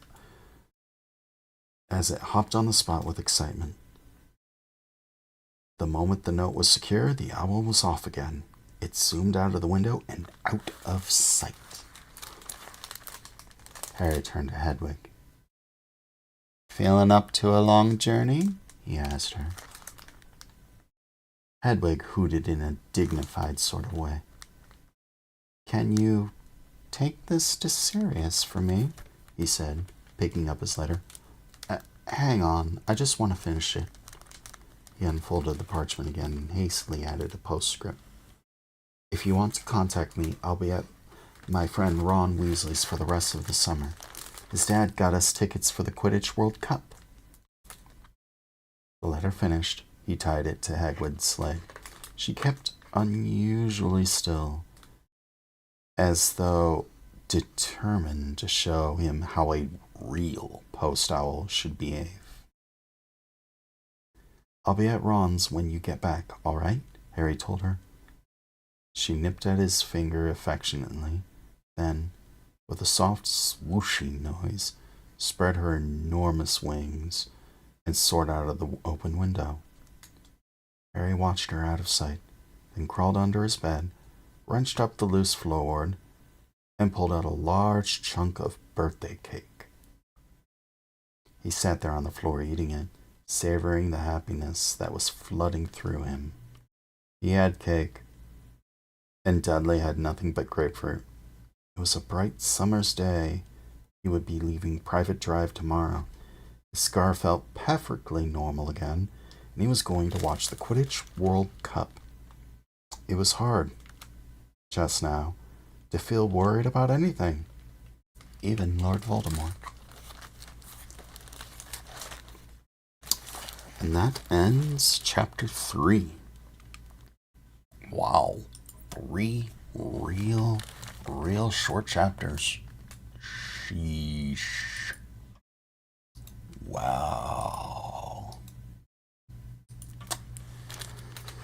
Well, that was the thing. That's a cute photo. Although I think that might be the only one. Here's the cover art for chapter 3. Everyone likes a little bundle of lightning wrapped up in a bird, right? Right? Nah. This is the cute photo. A little hard to make out. But you see Uncle Vernon sitting there with Dudley being like all large and I want that grapefruit. I want that grapefruit. I want that grapefruit. I want that grapefruit. Dudley really wanted that grapefruit.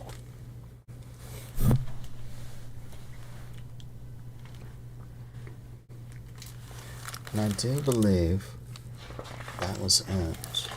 Oh, no, it wasn't. There's the postcard. So many stamps. Lots and lots of stamps. That is all the pictures. Alright. Grab some water. And we'll get to chapter 4. Yes?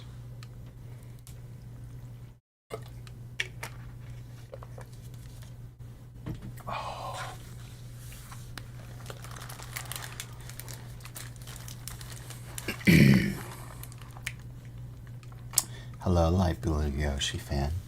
And hello, Renee. Welcome to both of you.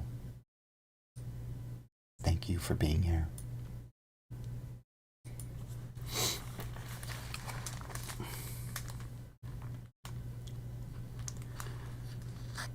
Chapter 4. Back to the burrow.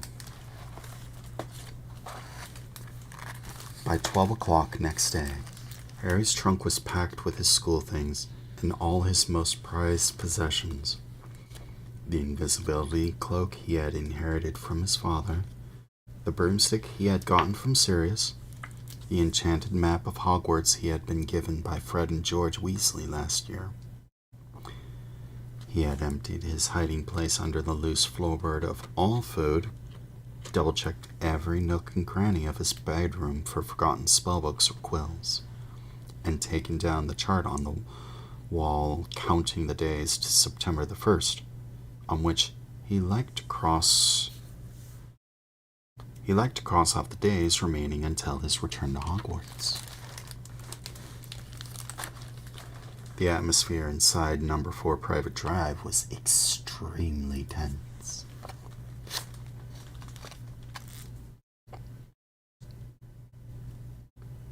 The imminent arrival at their house of an assortment of wizards was making the Dursleys uptight and irritable.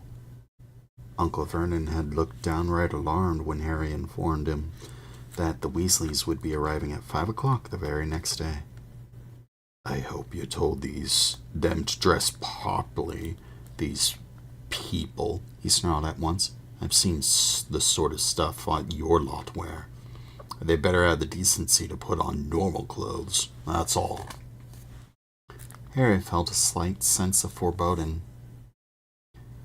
He had rarely seen Mr. or Mrs. Weasley wearing anything the Dursleys would call normal.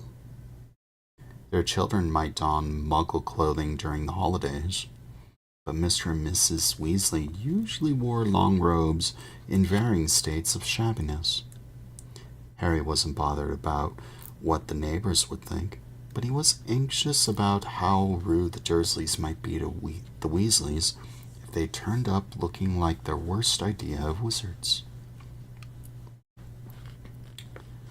Uncle Vernon had put on his best suit. To some people, this might have looked like a gesture of welcome, but Harry knew it was because Uncle Vernon wanted to look impressive and intimidating. Dudley, on the other hand, looked somehow diminished. This was not because of the diet was at last taking effect, but due to fright. Dudley had emerged from his last encounter with a fully grown wizard with a curly pig's tail poking out of the seat of his trousers, and Aunt Petunia and Uncle Vernon had had to pay for its removal at a private hospital in London. It wasn't altogether surprising, therefore, that Dudley kept running his hand over his backside, and walking sideways from room to room so as not to present the same target to the enemy. Lunch was almost a silent meal. Dudley didn't even protest at the food, cottage cheese, and grated celery. Aunt Petunia wasn't eating anything at all. Her arms were folded, her lips were pursed, and she seemed to be chewing her tongue, as though biting back the furious diatribe she longed to throw at Harry. "They'll be driving, of course," Uncle Vernon barked outside. Said Harry. He hadn't thought of that. How were the Weasleys going to pick him up? They didn't have a car anymore.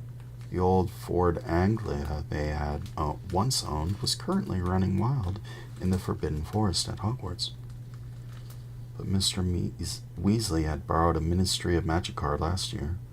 Possibly he'd do the same today? "I think so," said Harry. Uncle Vernon snorted into his mustache.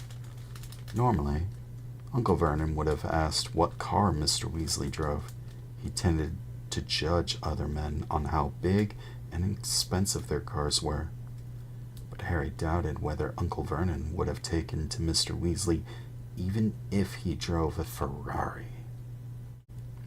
Harry spent most of the afternoon in his bedroom. He couldn't stand watching Aunt Petunia peer out through the net curtains every few seconds, as though there had been a warning about an escaped rhinoceros. Finally, at 5:15, Harry went back downstairs and arrived into the living room. Aunt Petunia was compulsively straightening cushions. Uncle Vernon was pretending to read the paper, but his tiny eyes were not moving, and Harry was sure he was really listening with all his might for the sound of an approaching car. Dudley was crammed into an armchair, his porky hands beneath him, clamped firmly around his bottom. Harry couldn't take the tension.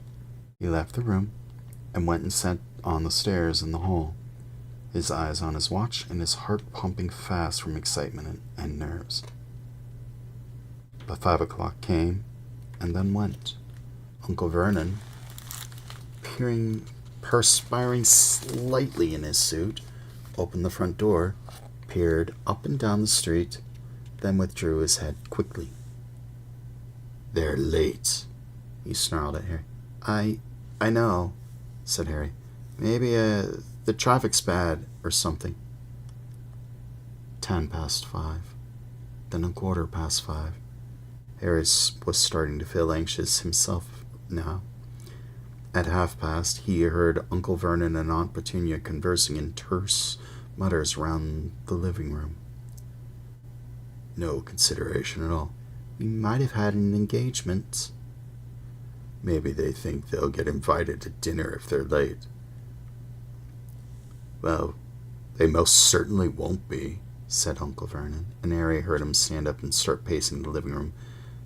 "They'll take the boy and go. There'll be no hanging around. That's if they're coming at all. Probably mistaken the day. They say their kind don't set much store by punctuality. Either that or they drive some tin pot car that's already broken down." Harry jumped up from From the other side of the living room came sounds of 3 Dursleys scrambling, panic-stricken across the room. Next moment, Dudley came flying into the hall, looking terrified. "What's happened?" said Harry. "What's the matter?" But Dudley didn't seem to be able to speak. Hands still clamped over his buttocks, he waddled as fast as he could into the kitchen. Harry hurried into the living room. Loud bangings and scrapings were coming out from behind the Dursleys' boarded-up fireplace, which had a fake coal fire pit plugged in front of it. "What is it?" gasped Aunt Petunia, who had backed into the wall and staring, terrified, towards the fire. "What is it, Fernan?" But they were left in doubt barely a second longer. Voices could be heard from inside the block fireplace. "Ouch! Fred! No! Go back! Go back! There's been some kind of mistake. Tell George not to... Ouch! George, there's no room! Go back quickly and tell Ron!" "Maybe Harry can hear us. Dad, maybe they'll be able to let us out." There was a loud hammering of fists on the boards behind the electric fire. Harry, can you hear us?" The Dursleys rounded on Harry like a pair of angry wolverines. What is this?" growled Uncle Vernon. "What's going on?" They tried to get here by flue powder," said Harry, fighting a mad desire to laugh. "They could travel by fire, only you've blocked the fireplace. Hang on." He approached the fireplace and called through the boards. "Mr. Weasley, can you hear me?" The hammering stopped. Somebody inside the chimney piece said, "Shh." "Mr. Weasley, it's Harry. The fireplace has been blocked up. You won't be able to get through there." "Damn," said Mr. Weasley's voice. "What on earth do they want to block up the fireplace for?" "They've got an electric fire," Harry explained. "Really?" said Mr. Weasley's voice excitedly. "Electric, you say? With a plug? Gracious, I must see that. Let's think. Ouch, Ron!" Ron's voice now joined the others. "What are you doing here? Has something gone wrong?" "Oh no, Ron," came Fred's voice, very sarcastic. "No, this is exactly where we wanted to end up." "Yeah, we're having the time of our lives here," said George, whose voice sounded muffled, as though he was squashed against the wall. Boys, said Mr. Weasley vaguely. "I'm trying to think what to do. Yes. Only way. Stand back, Harry." Harry retreated to the sofa. Uncle Vernon, however, moved forwards. "Wait a moment," he bellowed at the fire. "What exactly are you going to—" Bang! The electric fire shot across the room as the boarded-up fireplace burst outwards, expelling Mr. Weasley, Fred, George, and Ron in a cloud of rubble and loose chippings. Aunt Petunia shrieked and fell backwards over the coffee table. Uncle Vernon caught her before she hit the floor and gaped, speechless, at the Weasleys, all of whom had bright red hair, including Fred and George, who were identical to the last freckle. "That's better," panted Mr. Weasley, brushing dust from his long green robes and straightening his glasses. "Ah, you must be Harry's aunt and uncle." Tall, thin, and balding, he moved towards Uncle Vernon, his hand outstretched.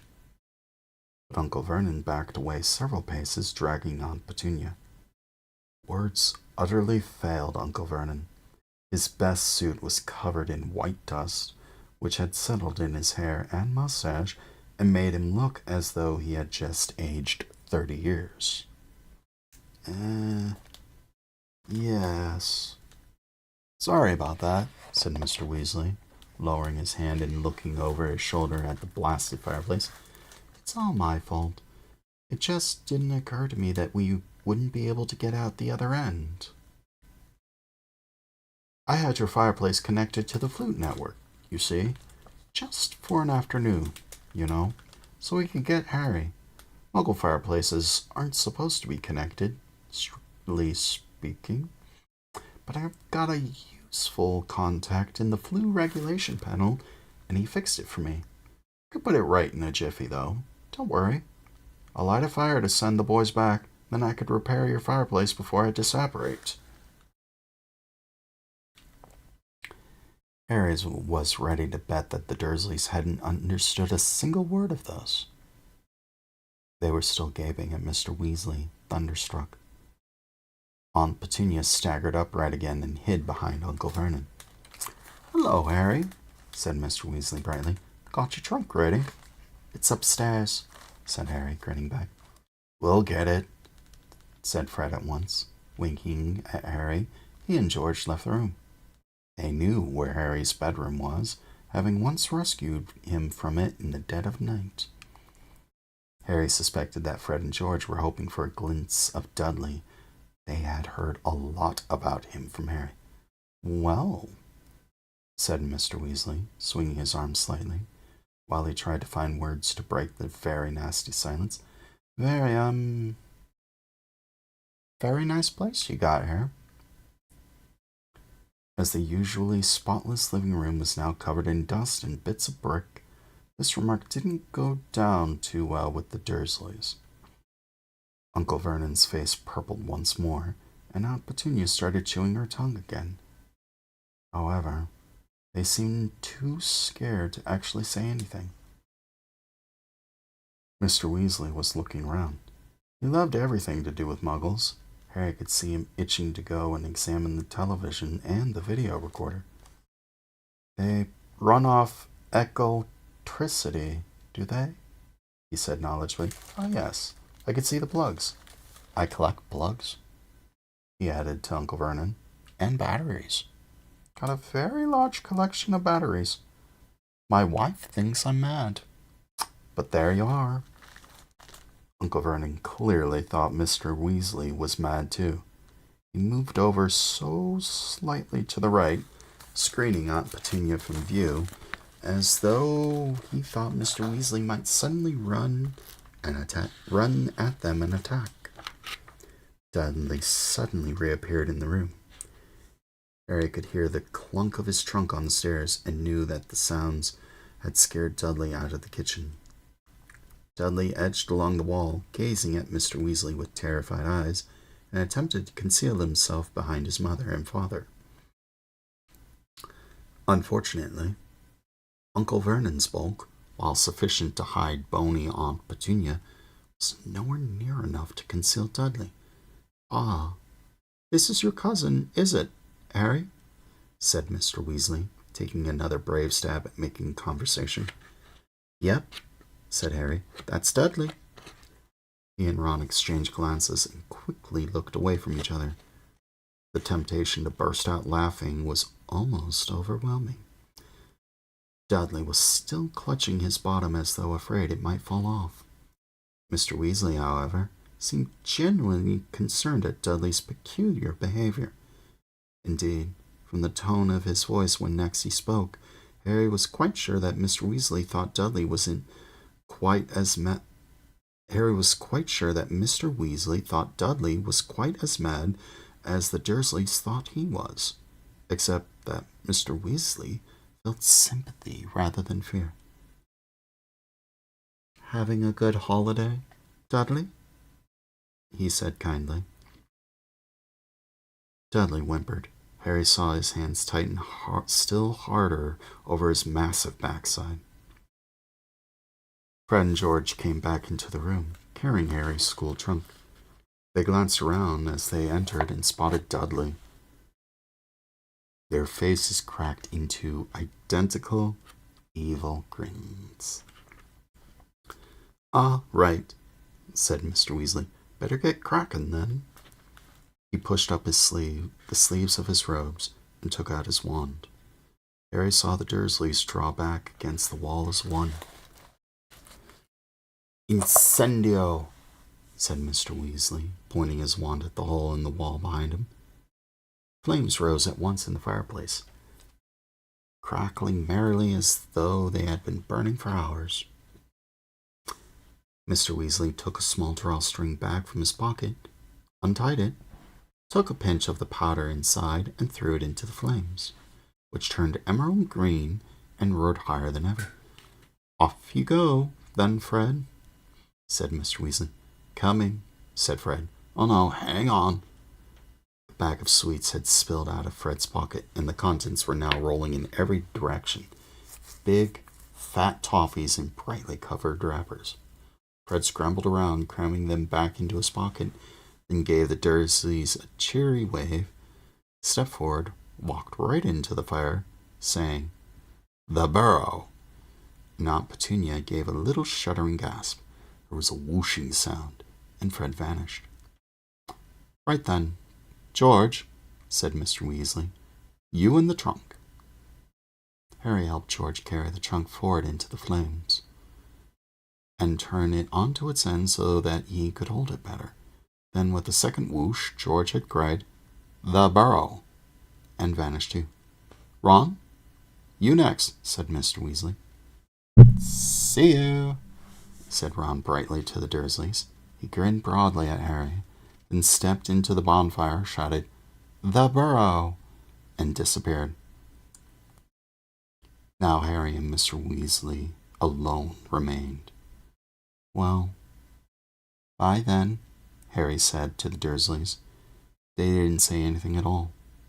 Harry moved towards the fire, but just as he reached the edge of the earth, Mr. Weasley put out a hand and held him back. He was looking at the Dursleys in amazement.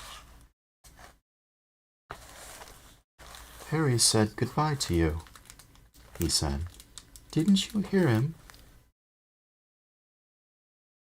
It doesn't matter," Harry muttered to Mr. Weasley. "Honestly, I don't care." Mr. Weasley did not remove his hand from Harry's shoulder. "You aren't going to see your nephew till next summer," he said to Uncle Vernon in mild indignation. "Surely you're going to say goodbye?" Uncle Vernon's face worked furiously. The idea of being taught consideration by a man who just blasted away half his living room seemed to be causing him intense suffering. But Mr. Weasley's wand was still in his hand, and Uncle Vernon's tiny eyes darted to it once before he said, very resentfully, "Goodbye, then." "See you," said Harry, putting one foot forward into the green flames, which felt pleasantly like a warm breath. At that moment, however, a horrible gagging sound erupted behind him, and Aunt Petunia started to scream. Harry wheeled around. Dudley was no longer standing behind his parents. He was kneeling beside the coffee table, and he was gagging and spluttering on a foot-long, purple slimy thing that was protruding from his mouth. One bewildered second later, Harry realized that the foot-long thing was Dudley's tongue, and that a brightly colored toffee wrapper lay on the floor before him. Aunt Petunia hurled herself onto the ground beside Dudley, seized the end of his swollen tongue, and attempted to wrench it out of his mouth, unsurprisingly. Dudley yelled, and the spluttering worse than ever, trying to fight her off. Uncle Vernon was bellowing and waving his arms around, and Mr. Weasley had to shout to make himself heard. "Not to worry, I can sort him out," he yelled, advancing on Dudley with his wand outstretched. But Aunt Petunia screamed worse than ever and threw herself on top of Dudley, shielding him from Mr. Weasley. "No, really," said Mr. Weasley desperately. "It's a simple process. It was the toffee. My son Fred, real practical joker. But it's only an engorgement charm. At least, I think it is. Please, I can correct it." But far from being reassured, the Dursleys became more panic-stricken. Aunt Petunia was sobbing hysterically, tugging at tugging at Dudley's tongue as though determined to rip it out. Dudley appeared to be suffocating under the combined pressure of his mother and his tongue, and Uncle Vernon, who had lost control completely, seized a china from on top of the sideboard and threw it very hard at Mr. Weasley, who ducked, causing the ornament to shatter in the blasted fireplace. "Now, really," said Mr. Weasley angrily, brandishing his wand, "I'm trying to help." Bellowing like a wounded hippo, Uncle Vernon snatched up another ornament. "Harry, go, just go," said Mr. Weasley, his wand on Uncle Vernon. "I'll sort this out." Harry didn't want to miss the fun, but Uncle Vernon's second ornament narrowly missed his left ear, and on balance he thought it best to leave the situation to Mr. Weasley. He stepped into the fire, looking over his shoulder, and said, "The Burrow." His last fleeting glimpse of the living room was Mr. Weasley blasting a third ornament out of Uncle Vernon's hand with his wand, Aunt Petunia screaming and lying on top of Dudley, and Dudley's tongue lolling around like a great slimy python. But next moment, Harry had begun to spin very fast, and the Dursleys' living room was whipped out of sight in a rush of emerald green flames. And that ends chapter 4. I actually would have loved to see that. As I was reading that, the whole picture of all of it just kind of soared into my mind, if that makes sense. It was very interesting. Because I had a picture of like a green flame just kind of pouring through my head.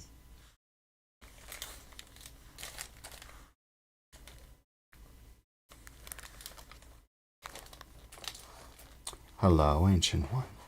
Welcome to you. It be picture time. Yes. There aren't too many in this chapter. And again, it's a real short chapter. There's the cover page. Back to the Barrow. Now I understand why it's a little candy.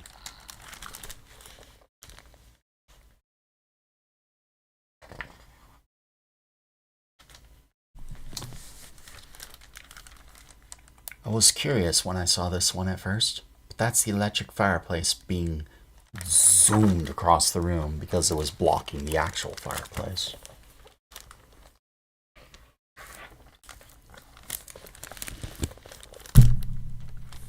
Oops.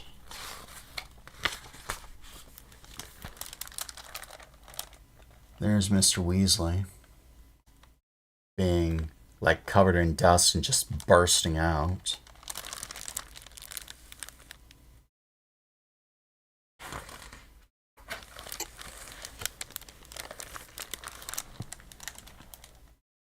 And there's Mr. Weasley yet again, looking kind of worse for wear, you know? Ain't much. But on the next page, full of toffees and candies. Yeah? Yeah. How are you, Ancient One? It's good to see you. It is 10 o'clock. It is time for a potty break. I'm going to go to my starting soon screen. And I will be back in a moment. Sorry about that. But it's better than silence, you know? I really should get a be right back screen for some calm music, yes? Yeah.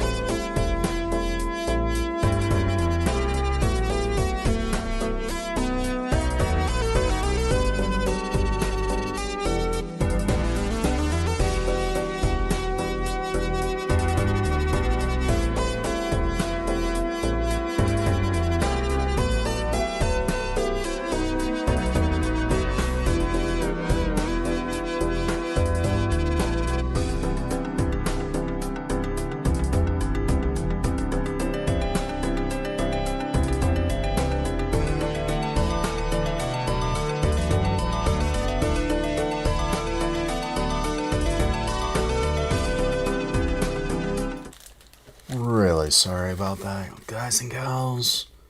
But I need to make an actual be right back screen. I'm very sorry about that.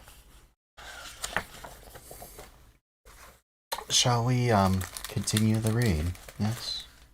12 likes. Thank you all.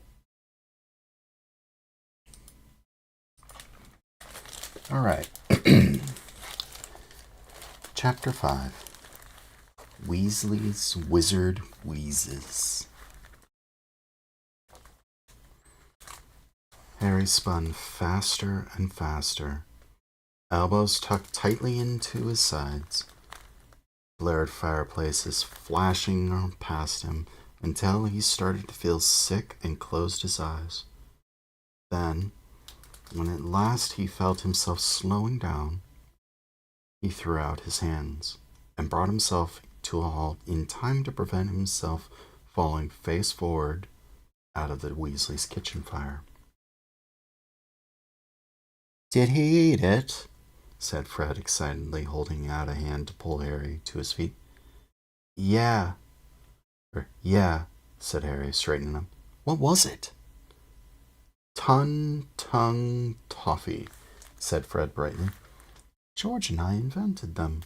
We've been looking for someone to test them on all summer." The tiny kitchen exploded with laughter. Harry looked around to see that Ron and George were sitting at the scrubbed wooden table with two red-haired people Harry had never seen before, though he knew immediately who they must be. Bill and Charlie, the two eldest Weasley brothers. "How you doing, Harry?" said the nearer of the two, grinning at him, holding out a large hand, which Harry shook, feeling calluses and blisters under his fingers. This had to be Charlie, who worked with dragons in Romania. Charlie was built like the twins, shorter and stockier than Percy and Ron, who were both long and lanky. He had a broad, good-natured face, which was weather-beaten and so freckly that he looked almost tanned. His arms were muscly, and one of them had a large, shiny burn on it. Bill got to his feet, smiling, and also shook Harry's hand. Bill came as something of a surprise. Harry knew that he worked for the Wizarding Bank, Gringotts, that he had been head boy at Hogwarts, and had always imagined Bill to be an older version of Percy, fussy about rule-breaking and fond of bossing around everyone. However, Bill was, there was no other word for it, cool. He was tall, with long hair that he had tied back in a ponytail. He was wearing an earring with what looked like a fang dangling from it. His clothes would not have looked out of place at a rock concert, except that Harry recognized his boots to be made not of leather, but of dragon hide. Before any of them could say anything else, there was a faint popping noise, and Mr. Weasley appeared out of thin air at George's shoulder. He was looking angrier than Harry had ever seen him. "That wasn't funny, Fred," he shouted. "What on earth did you give that Muggle boy?" "Didn't give him anything," said Fred with another evil grin. "I just dropped it."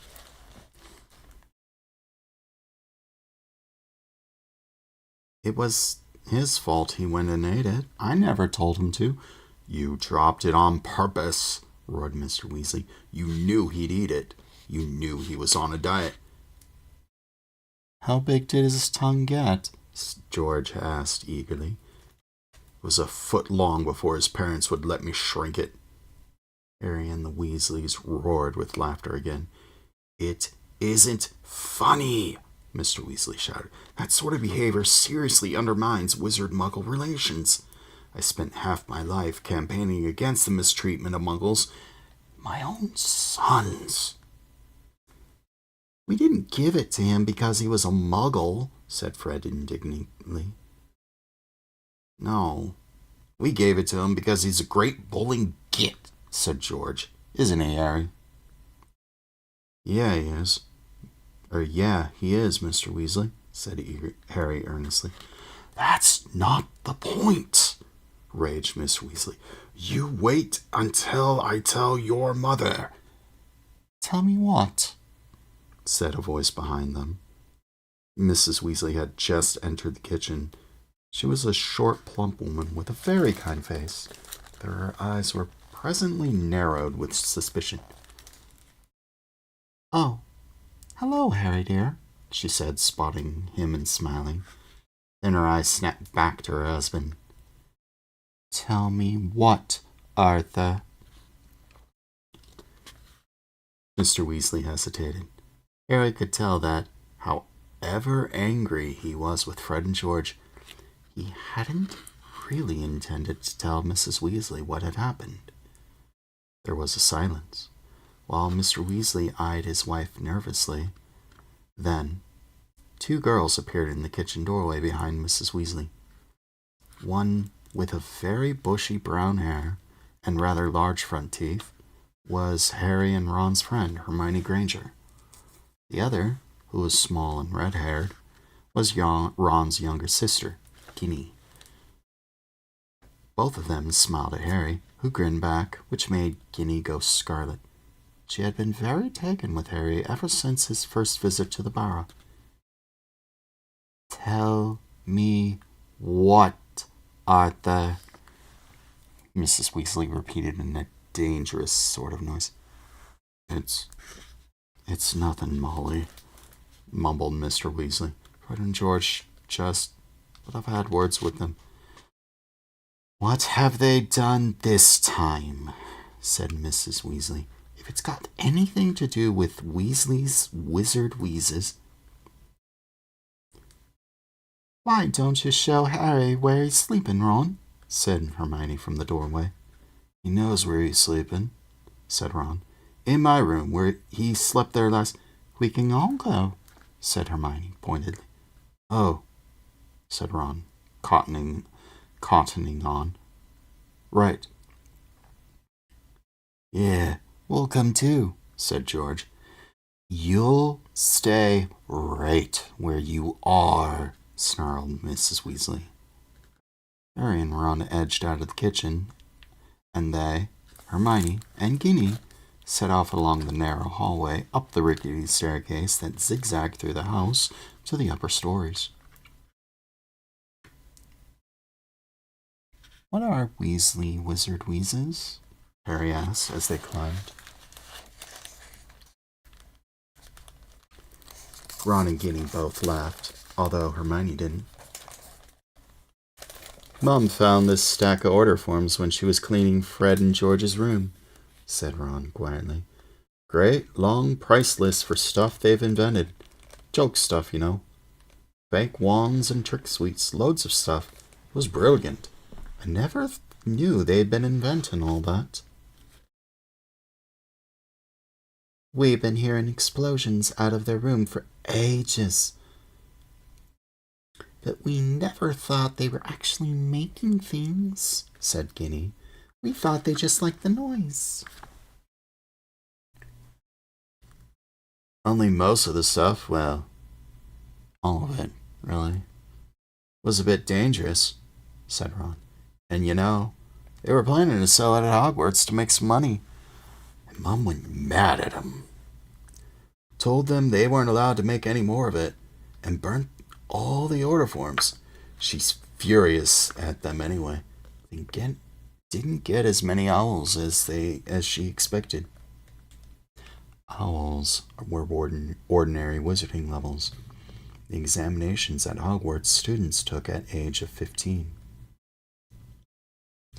And then there was this big row, Ginny said, because Mom wants them to go into the Ministry of Magic like Dad, and they told her all they want to do is open a gem shop.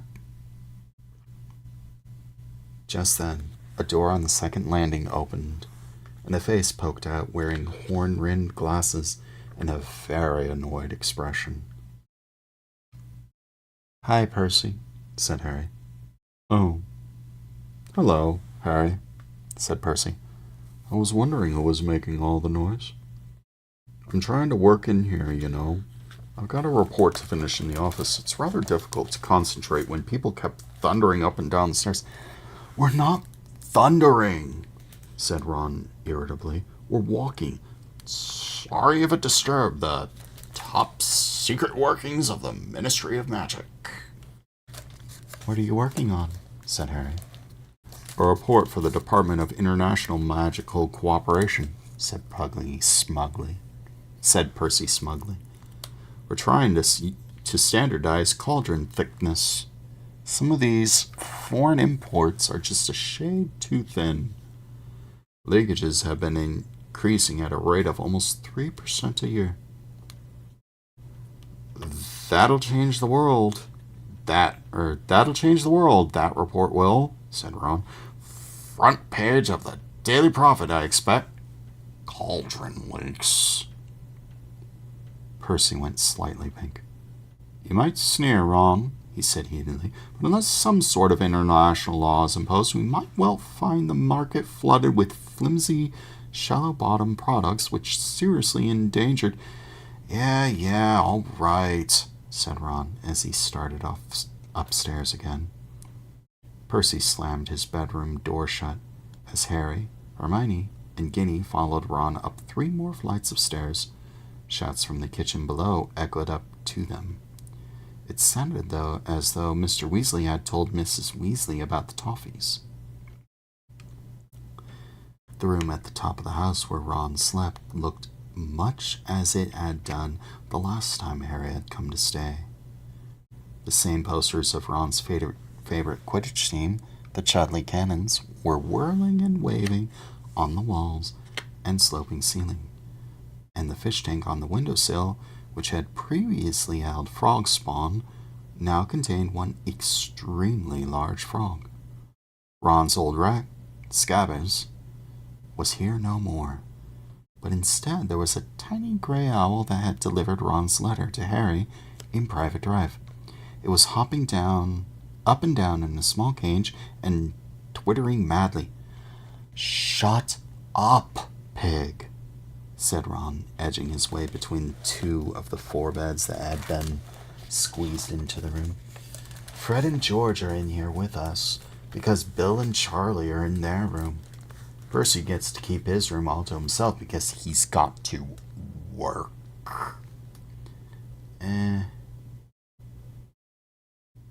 Why are you calling that owl pig? Harry asked Ron. Because he's being stupid. Because he's being stupid, said Ginny. Its proper name is Pigwidgeon. Yeah, and that's not a stupid name at all, said Ron sarcastically.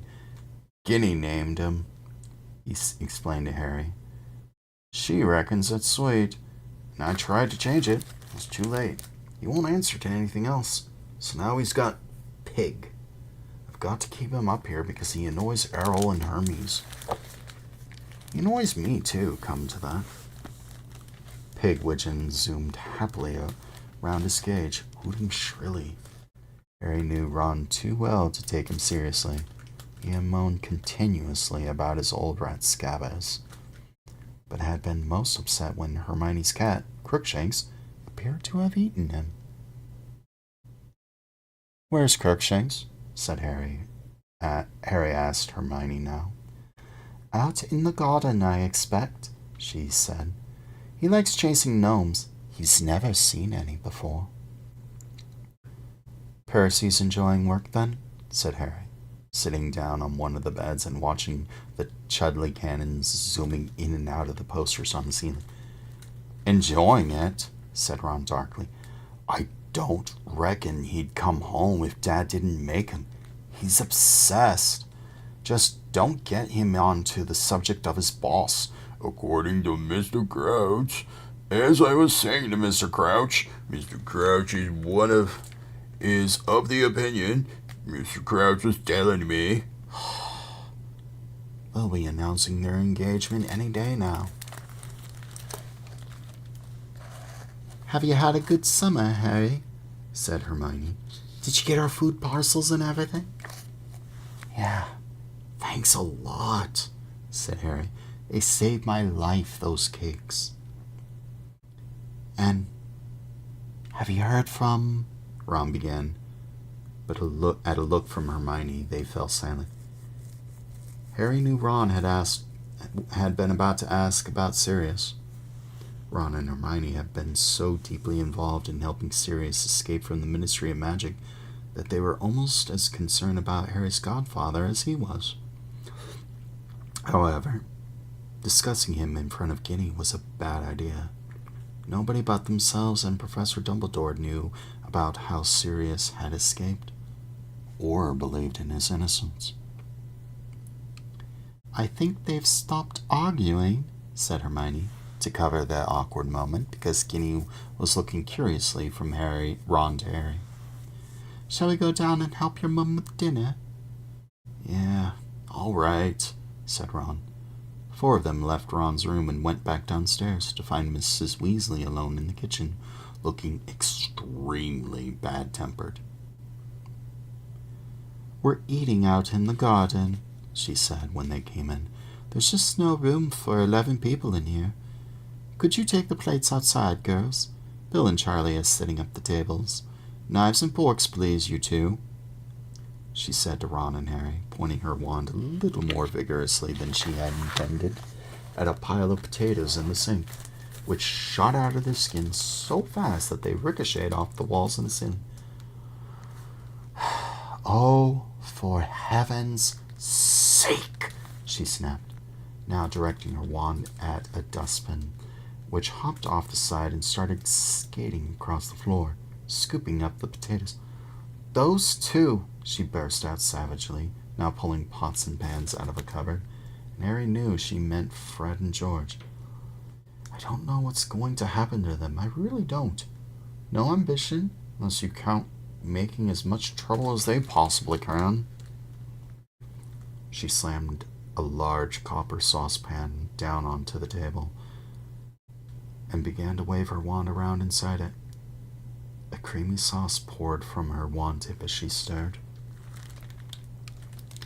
It's not as though they haven't got brains, she said. She continued irritably, taking the saucepan over the stove and lighting it with a further poke of her wand.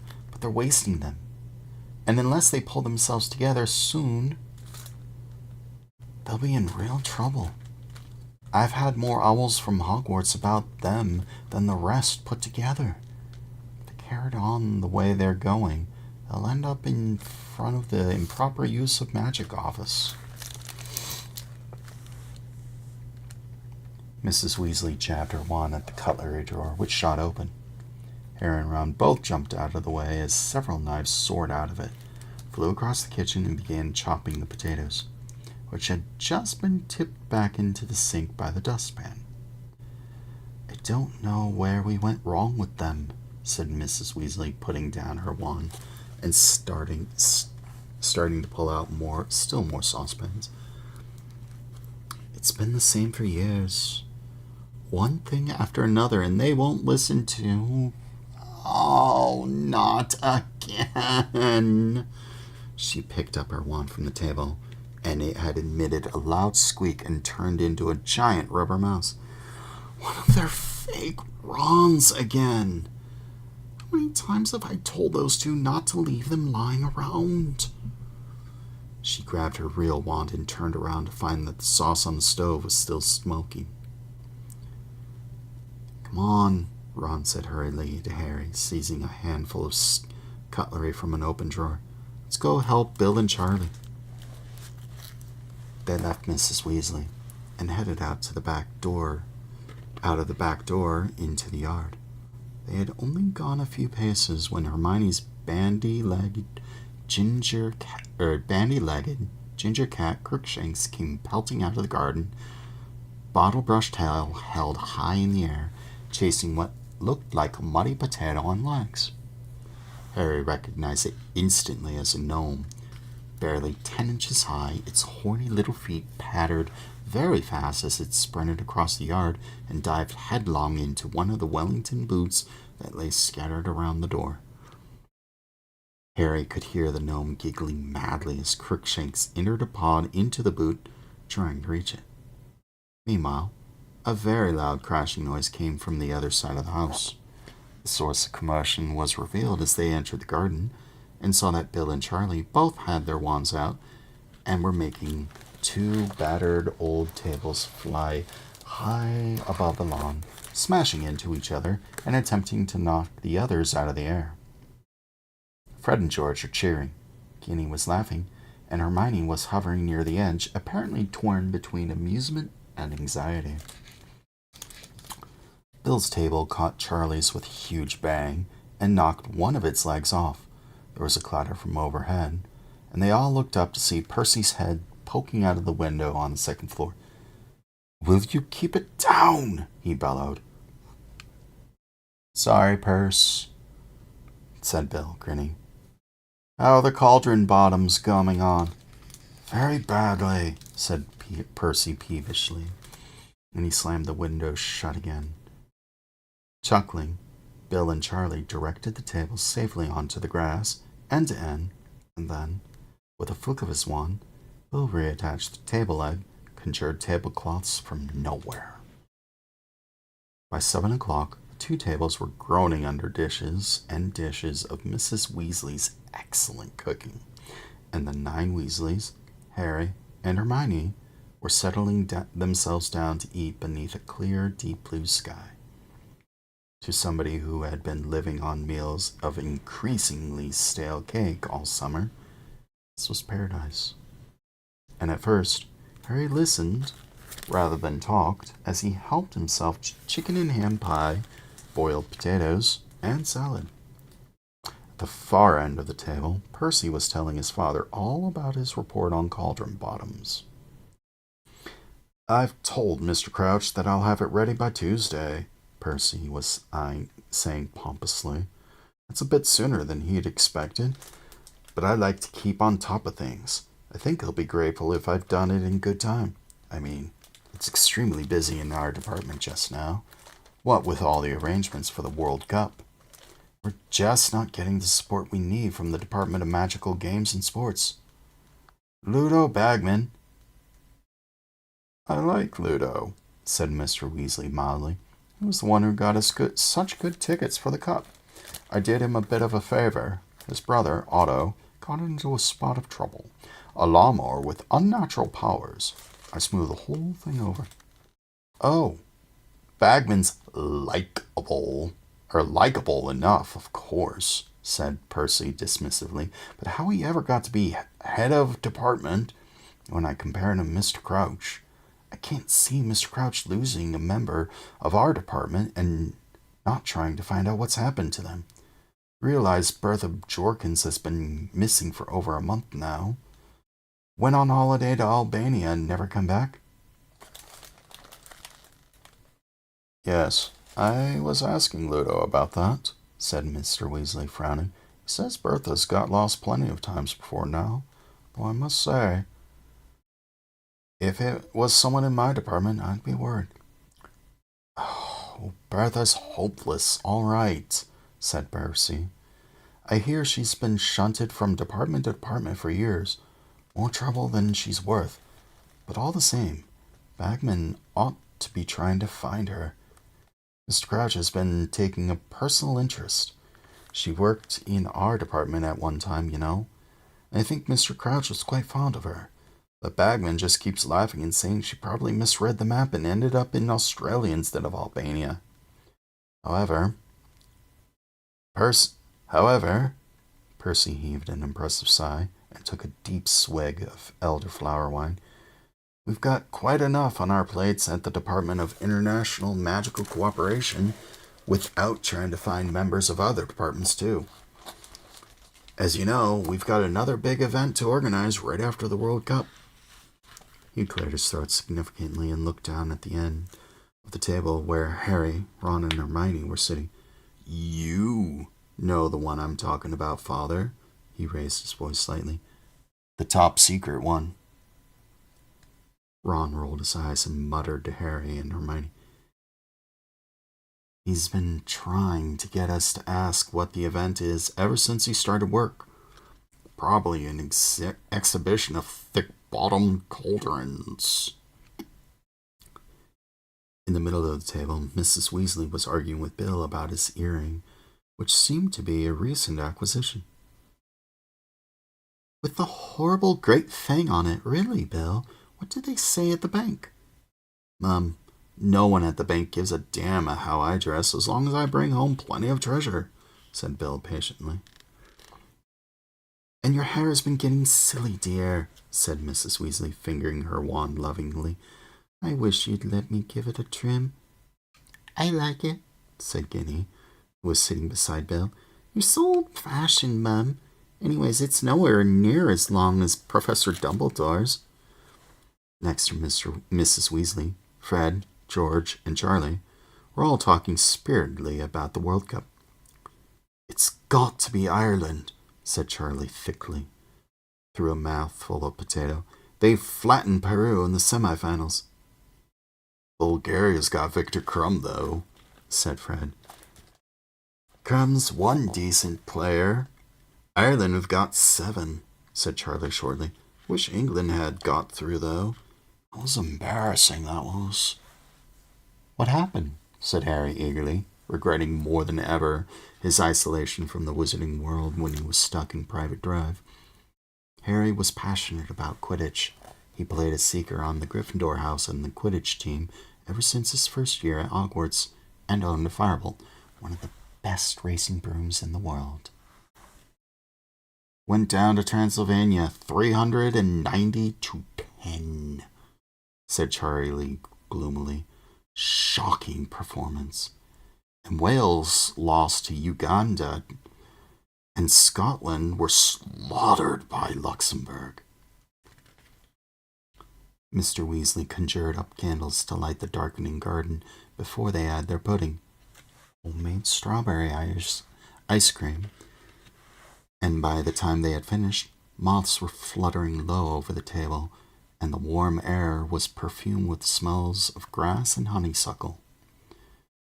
Harry was feeling extremely well fed, and at peace with the world as he watched several gnomes sprinting through the rose bushes, laughing madly and closely pursued by Crookshanks. Ron looked carefully up the table to check that the rest of the family were all busy talking. Then he said very quietly to Harry, So, have you heard from Sirius lately? Ron looked carefully up the table to check that the rest of the family were all busy talking, and then said, Up. Hermione looked around, listening closely. Yeah, said Harry softly, twice. He sounds okay. I wrote to him yesterday. He might write back while I'm here. He suddenly remembered the reason he had written to Sirius and, for a moment, was on the verge of telling Ron and Hermione about his scar hurting again, and about the dream which had awoken him, but he really didn't want to worry them just now, not when he himself was feeling so happy and peaceful. Look at the time, Mrs. Weasley said suddenly, checking her wristwatch. You really should be in bed, a whole lot of you. You'll be up at the crack of dawn to get to the cup. Harry, if you leave your school list out, I'll get your things for you tomorrow in Diagon Alley. I'll be getting everyone else's. There might not be time after the World Cup. The match went on for 5 days last time. Wow! Hope it does this time, said Harry enthusiastically. Well, I certainly don't, said Percy sanctimoniously. I shudder to think what the state of my in-tray would be if I was away from work for 5 days. Yeah. Someone might slip dragon dung in it again, eh, Percy? Said Fred. That was a sample of fertilizer from Norway, said Percy, growing very red in the face. It was nothing personal. It was, Fred whispered to Harry. Oh, it was, Fred whispered to Harry as they got up from the table. We sent it. That ends chapter 5. 5 chapters and not even 50 pages. Sheesh. Talk about short chapters. Like flippers, as Azalea would say. Well, picture time. There ain't much on this one. It's the title page for chapter 5. I can't for the life of me figure out what that picture is or why. Not at all.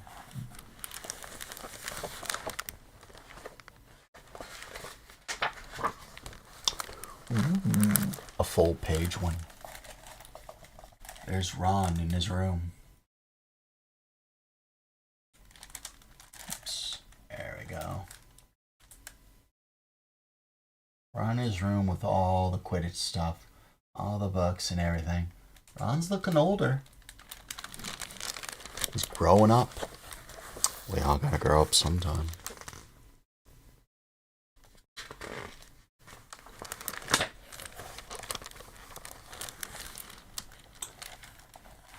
I assume that this is the Weasley's place, with Crookshanks looking for gnomes. I feel bad for Mrs. Weasley, honestly. As an adult, seeing Fred and George, I can sympathize with Miss Weasley. You know, maybe I should read more children's books. Because I honestly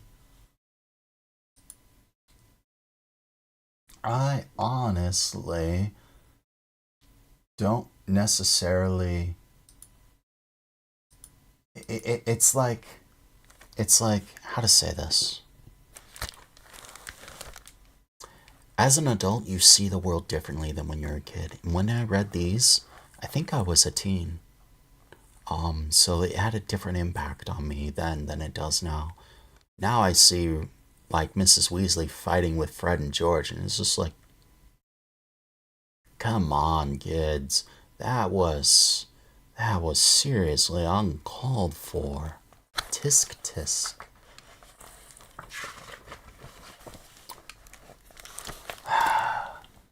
There's Mrs. Weasley on the inside, with what I assume to be Hermione on the other side, just peeking in.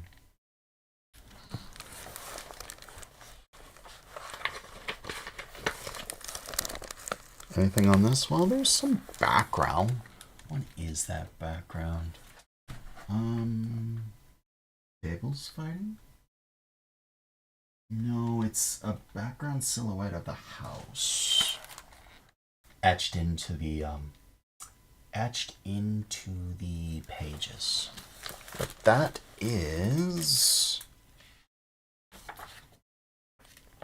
that's the end of the chapter. Chapter 5. I hear lightning raiding cat, so I better pop over there and say hello.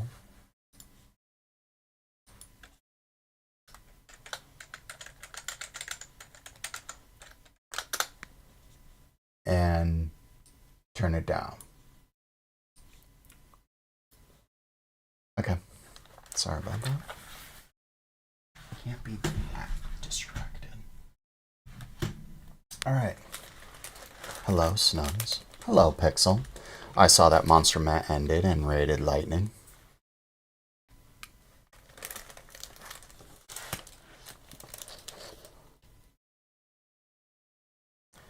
Oh, that was a neat little thing. I wonder. I need to scroll back and actually see. Did Kat take a leaf from my book and actually did a thing with her OBS? I'm curious to find out.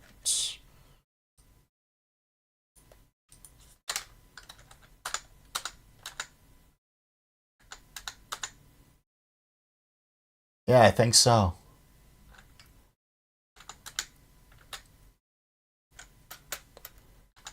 Yeah, it does.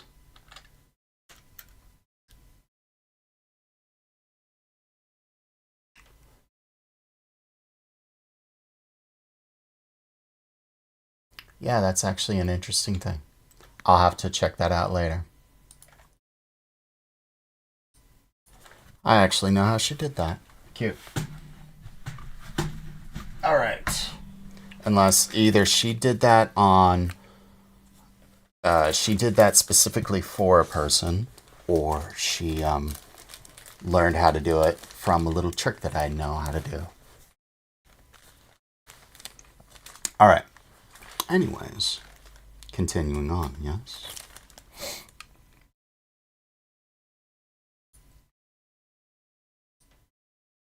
Alright. Oh, I don't know how much more we'll go. Maybe a chapter, maybe two. We'll see. I'd like to get 70 pages done today. It is 11 o'clock. Wow. Maybe. Might go for another hour. I did, Snugs. I was at the library just earlier today to turn in the third book and just idly asked if they had the fourth, not expecting it. And lo and behold, they had the fourth book, which was the literal only good news I had all day. Something about back taxes. Yeah. The city likes messing with you with back taxes. Joy. Flippin' joy. Anyways. Are all the chapters like that? I wonder. This one has that border outline that the others did. Oh, let's grab some water. Yes. Heaven forbid I start a chapter and not have some water. How are you, Snugs? It is good to see you. How was Dan's stream? Or is he still streaming? Alright. Oh, it'll get better. It's just, when the city says you owe taxes, there ain't nothing you could do about it. When the city says you forgot to do something years ago, you're just like, you suck. You're just now telling me this? Oh, did I forget it last year? Okay, that's not such a big deal. Oh no, you forgot to do it 10 years ago. Wait, what? Yeah, you forgot to do it 10 years ago. We're coming back after you now. Oh, and we're charging lots and lots of interest. You suck. So that's what it is. All right. Chapter 6. The Portkey. Harry felt as though he had barely lain down to sleep in Ron's room when he was being shaken awake by Mrs. Weasley. "Time to go, Harry dear," she whispered, moving away to rake Ron. Harry felt around for his glasses and put them on and sat up. It was still dark outside. Ron muttered indistinctly as his mother roused him. At the foot of Harry's mattress set, he saw two large, disheveled shapes emerging from tangles of blankets. It's time already," said Frog groggily. They dressed in silence, too sleepy to talk. Then, yawning and stretching, the four of them headed downstairs into the kitchen. Mrs. Weasley was stirring the contents of a large pot on the stove, while Mr. Weasley was sitting at the table checking a sheaf of large parchment tickets. He looked up as the boys entered and spread his arms so that they could see his clothes more clearly.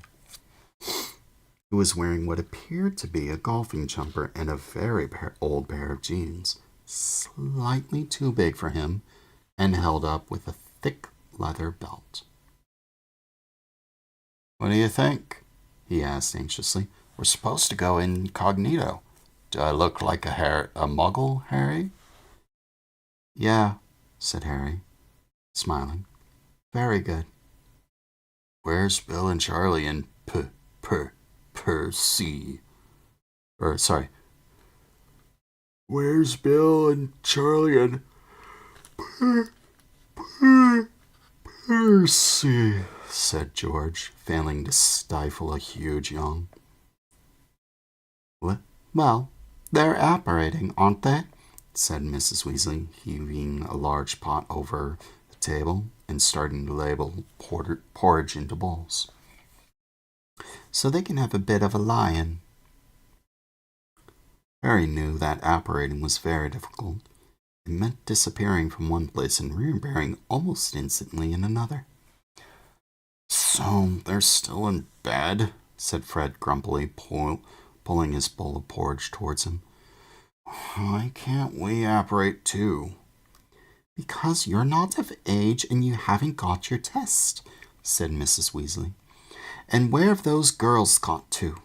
She bustled out of the kitchen and they heard her climbing the stairs. You have to pass a test to apparate? Harry asked.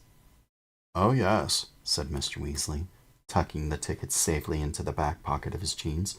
The Department of Magical Transportation had to fine a couple of people the other day for apparating without a license. It's not easy, apparition.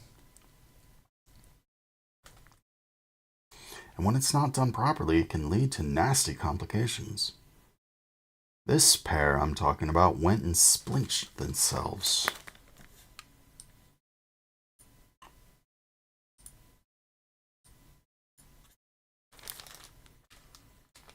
Everyone at the table except Harry winced. Splinch? They left half of themselves behind, said Mr. Weasley, now spooning large amounts of treacle onto his porridge. So of course they were stuck. Couldn't move either way. Had to wait for the accidental magical reversal squad to sort them out. That's a fair old bit of paperwork, I could tell you. What with the muggles who spotted the body parts they'd left behind. Harry had a sudden vision of a pair of legs and an eyeball lying abandoned on the pavement of Private Drive.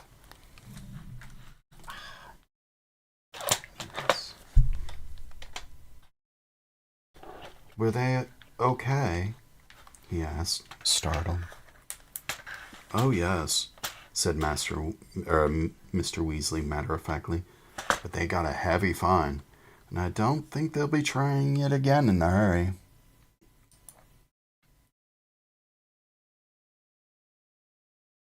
You don't mess with apparition. There are plenty of adult wizards who don't bother with it. Prefer brooms. Slower, but safer. But Bill and Charlie and Percy can all do it? Charlie had to take the test twice, said Fred, grinning. He failed first time. Apparated 5 miles south of where he meant to. Right on top of some poor old dear doing her shopping. Remember?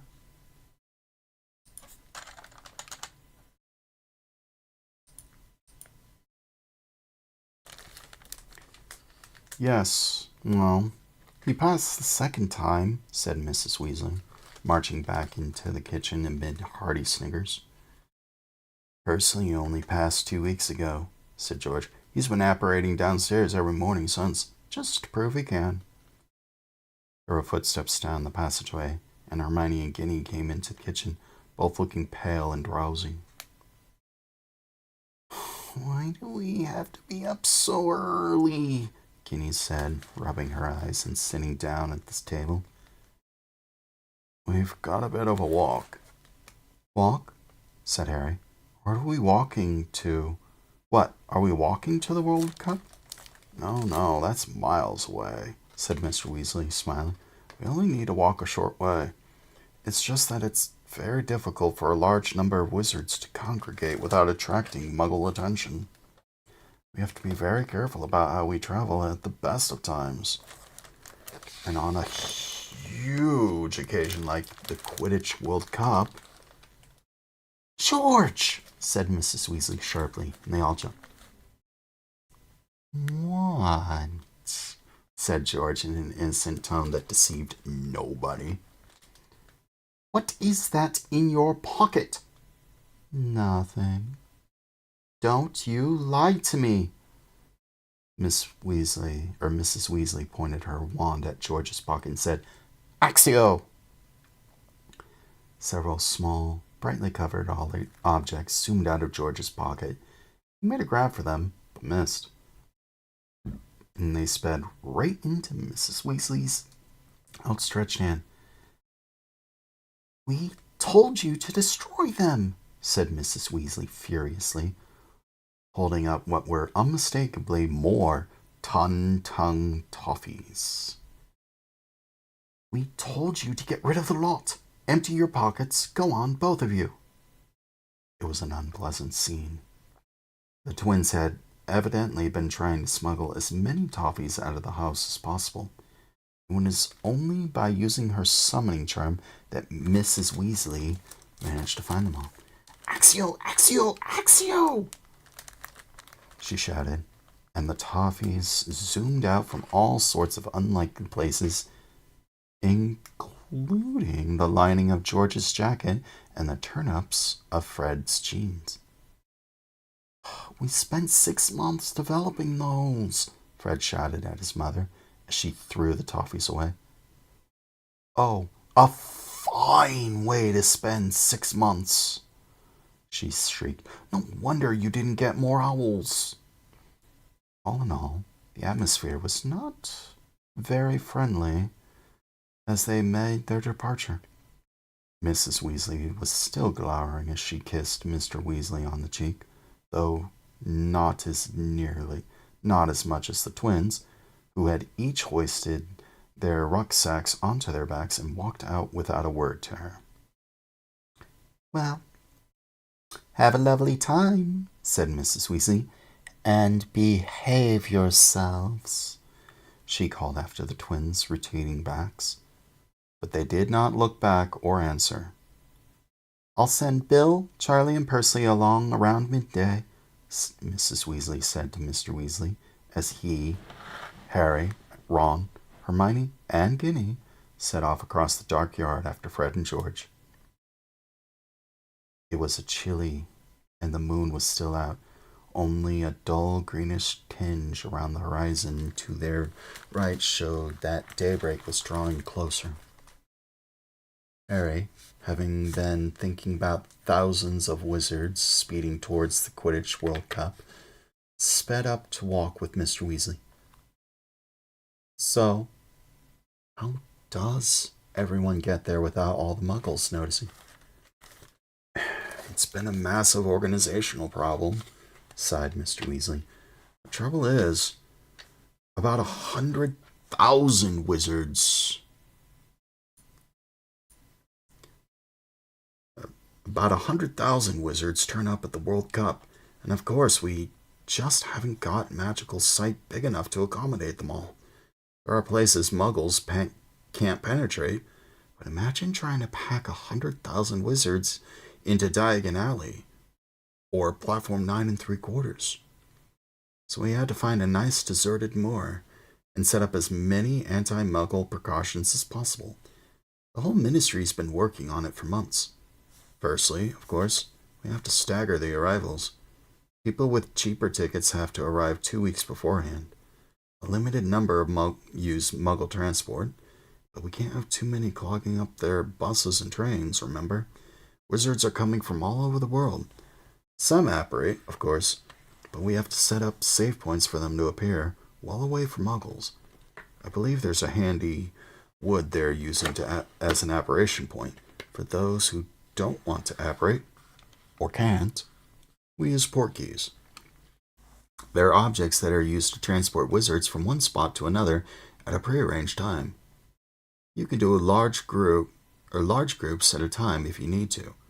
There have been 200 portkeys placed at strategic points around Britain, and the nearest one to us is on top of Stoat's Head Hill. So that's where we're headed. Mr. Weasley pointed ahead of them, where a large black mess rose beyond the village of Ottery St. Catchpole. What sort of objects are portkeys? Said Harry curiously. Well, they could be anything, said Mr. Weasley. Unobtrusive things, obviously, so muggles don't go picking them up and playing with them. Stuff they'll just think is litter. They trudged down the dark, dank lane towards the village, the silence broken only by their footsteps. The sky lightened very slowly as they made their way through the village, inky blackness diluting to deepest blue. Harry's hands and feet were freezing. Mr. Weasley kept checking his watch. They didn't have breath to spare for talking as they began to climb Stoat's Head Hill. Stumbling occasionally in hidden rabbit holes, slipping on thick black tuffets of grass. Each breath Harry took was sharp in his chest, and his legs were starting to seize up when at last his feet found level ground. "Phew!" panted Mr. Weasley, taking off his glasses and wiping them on his sweater. "Well, we've made good time. We've got 10 minutes. Hermione came over the crest of the hill at last, clutching a stitch in her side. "Now we just need the port key," said Mr. Weasley, replacing his glasses and squinting around the ground. "It won't be big. Come on." They spread out, searching. They had only been at it for a couple of minutes, however, when a shout rent the still air. "Hey, over here, Arthur. Over here, son. We got it." Two tall figures were silhouetted against the starry sky on the other side of the hilltop. "Amos," said Mr. Weasley, smiling as he strode over to the man who shouted. The rest of them followed. Mr. Weasley was shaking hands with a ruddy-faced wizard and a scrubby brown beard who was holding a moldy-looking old boot in his other hand. "This is Amos Diggory, everyone," said Mr. Weasley. "Works for the Department for the Regulation and Control of Magical Creatures. And I think you know his son, Cedric." Cedric Diggory was an extremely handsome boy of around 17. He was captain and seeker of the Hufflepuff House Quidditch team at Hogwarts. "Hi," said Cedric, looking around at them all. Everybody said hi back, except Fred and George, who merely nodded. They had never quite forgiven Cedric for beating their team, Gryffindor, in their first Quidditch match of the previous year. Long walk, Arthur?" Cedric's father asked. "Not too bad," said Mr. Weasley.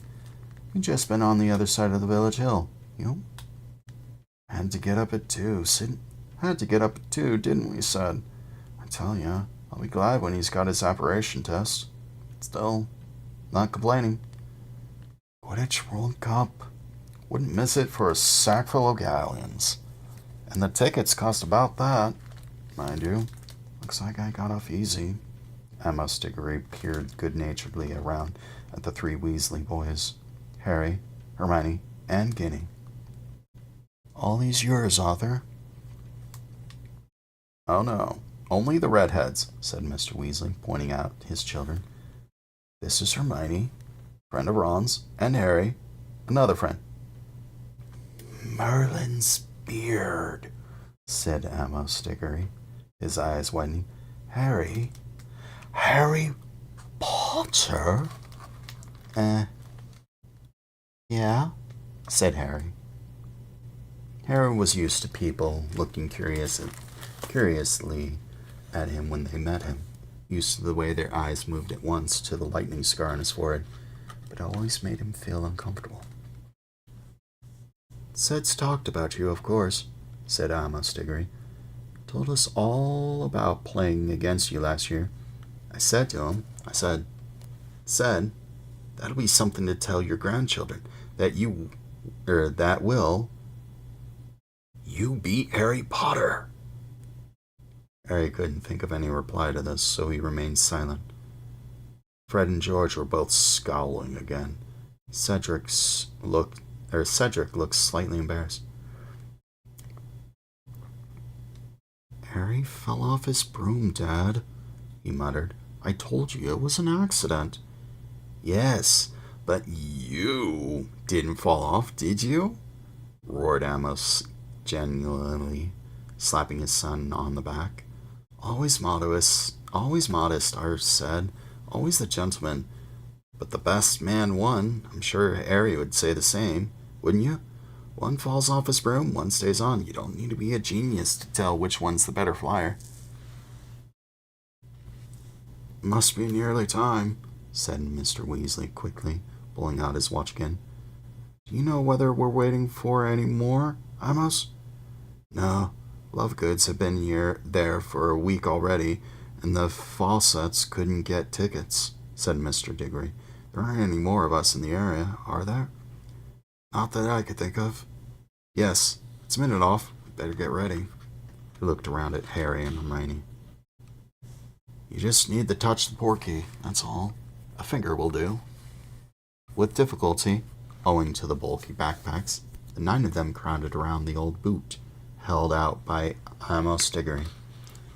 They all stood there in a tight circle as a chill breeze swept over the hilltop. Nobody spoke. It suddenly occurred to Harry how odd this would look if a muggle were to walk up here.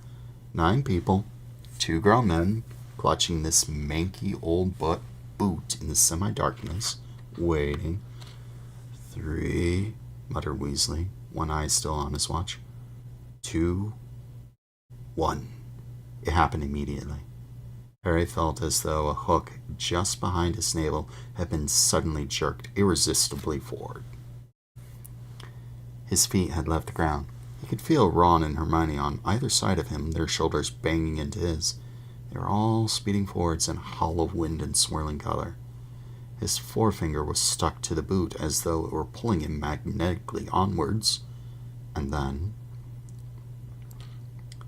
his feet slammed into the ground. Ron staggered into him and he fell over. The portkey hit the ground near his head with a heavy thud. Harry looked up. Mr. Weasley, Mr. Diggory, and Cedric were still standing, though looking very windswept. Everybody else was on the ground. 7 past 5 from Stoat's Head Hill, said a voice. And that ends Chapter 6. 6 chapters and 51 pages. Alright. Picture time. Yes. Clicky. Clicky. And here's the first picture. The old boot. That was the portkey. Woo! This one's kind of a pretty picture. They're all trudging up the hill. It doesn't look as steep, but believe me, that incline is pretty heavy, you know? I'm not even kidding. It's heavier, or when you try to climb up something like that, it hurts. It hurts more than you think.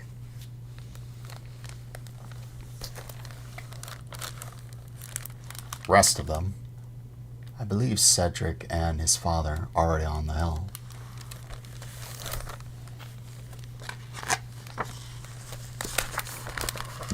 I'm not entirely sure why they have a picture of that. Was that Harry and Hermione? Maybe? Maybe. Not entirely sure. I didn't think Harry looked like that. What else? And that was all the chapter. Sheesh. Sheesh. I'm going to be rearranging this all night. Wonder why. Okay. Well. Should we pick up with immediately with Chapter 7? I think we should. Alright, let's begin Chapter 7, yes? After a drink of water. Water, guys. Very, very, very important.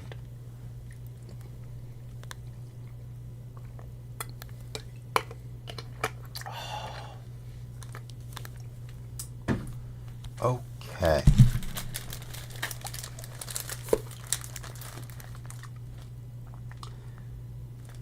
Chapter 7, Bagman and Crouch.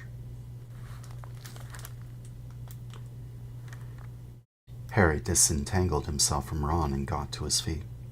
They had arrived on what appeared to be a deserted stretch of misty moor.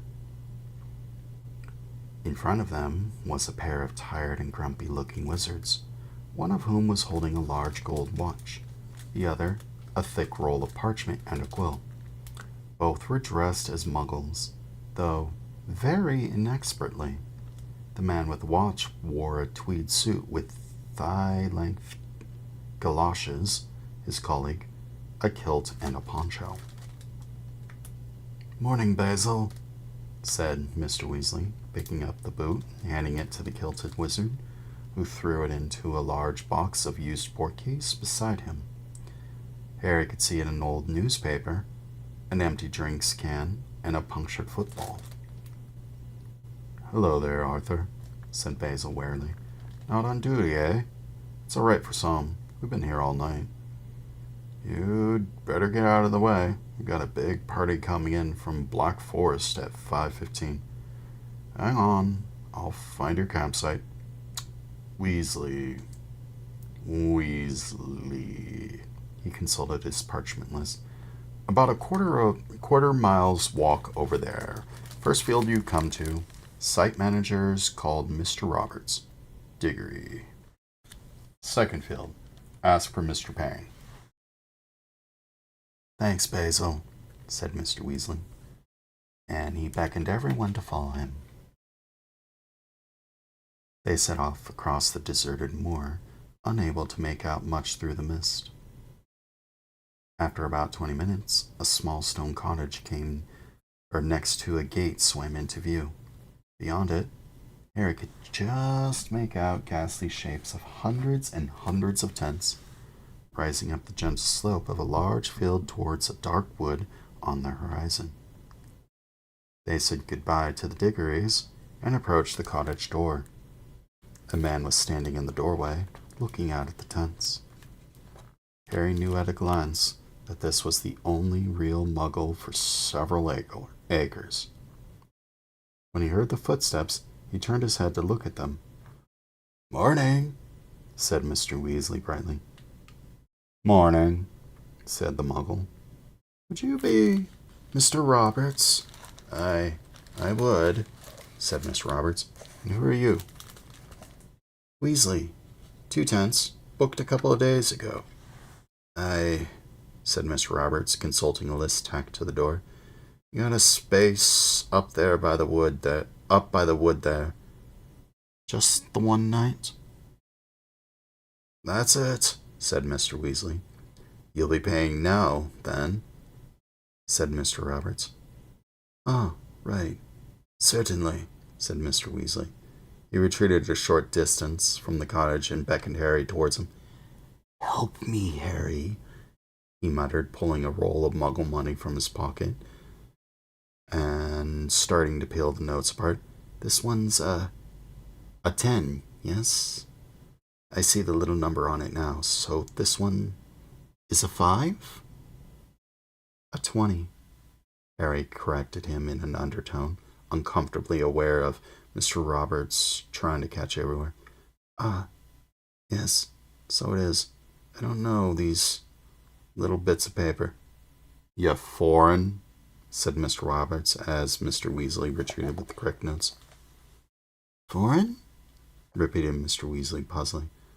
"You're not the first one who had trouble with money," said Mr. Roberts, scrutinizing Mr. Weasley closely. "I had 2 try to pay me with great gold coins the size of hubcaps 10 minutes ago." "Did you really?" said Mr. Weasley nervously. Mr. Roberts rummaged around in a tin for some change. Never been this crowded, he said suddenly, looking over the misty field again. Hundreds of pre-bookings. People usually just turn up. Is that right? Said Mr. Weasley, his hand held out for his change. But Mr. Roberts didn't give it to him. He said thoughtfully, people from all over. Loads of foreigners. And not just foreigners, weirdos, you know. There's some bloke walking around in a kilt and a poncho. Shouldn't he? Said Mr. Weasley anxiously. It's like some sort of, I don't know, some sort of rally, said Mr. Roberts. They all seem to know each other like a big party. At that moment, a wizard in +4s appeared out of thin air next to Mr. Roberts' front door. Obliviate, he said sharply, pointing his wand to Mr. Roberts. Instantly, Mr. Roberts' eyes slid out of focus, his brows unknitted, and a look of dreamy unconcern fell over his face.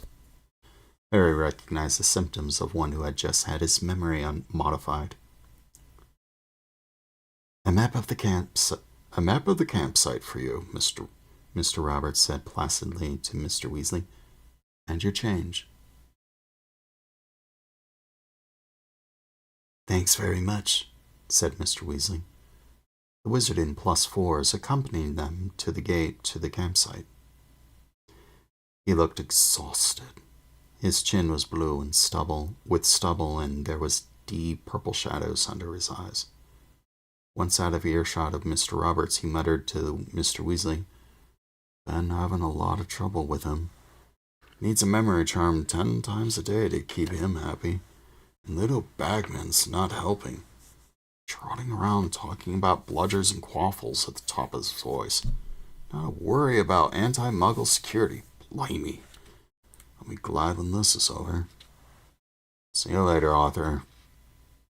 It disapparated. I thought Mr. Bagman was head of magical games and sports, said Ginny, looking surprised. He should know better than to talk about bludgers near muggles, shouldn't he? He should, said Mr. Weasley, smiling and leading them through the gates into the campsite.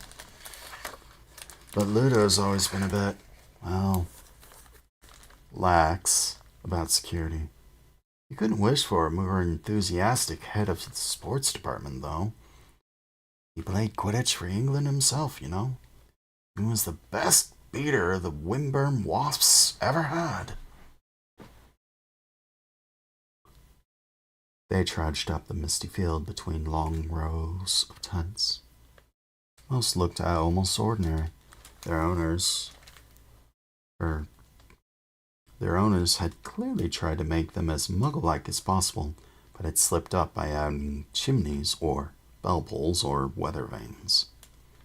However, here and there was a tent so obviously magical that Harry could hardly be surprised that Mr. Roberts was getting suspicious. Halfway up the field, an extravagant confection of striped silk, like a miniature palace, with several live peacocks tethered at the entrance. A little further on, they passed a tent that had 3 floors and several turrets. And a short way beyond that was a tent which had a front garden attached, complete with bird bath, sundial, and a fountain. Always the same, said Mr. Weasley, smiling. Can't risk showing off when we get together. Here we are. Look, this is us.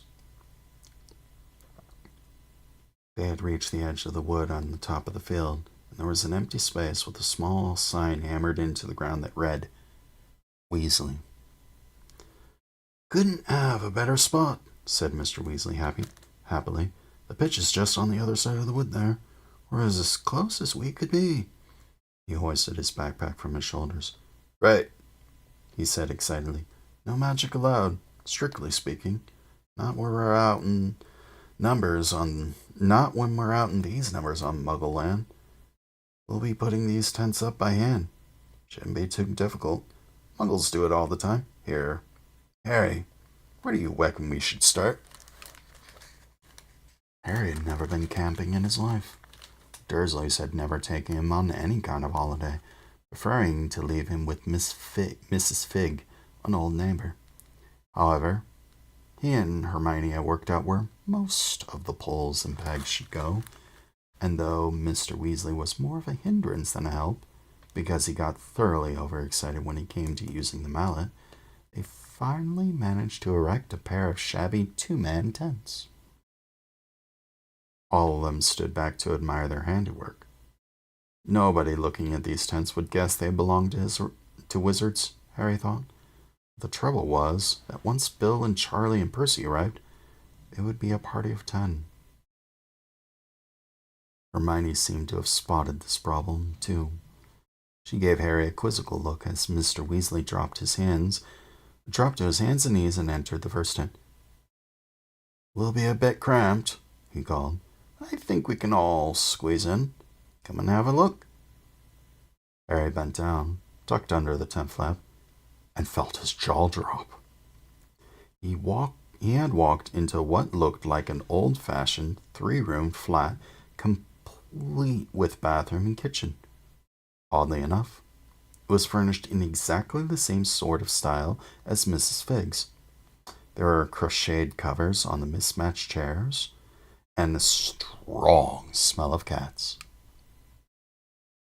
"Well, it's not for long," said Mr. Weasley, mopping his bald patch with a handkerchief and peering in at 4 bunk beds that stood in the bedroom. "I borrowed this from Perkins at the office. Doesn't camp much anymore, poor fellow. He's got lumbago."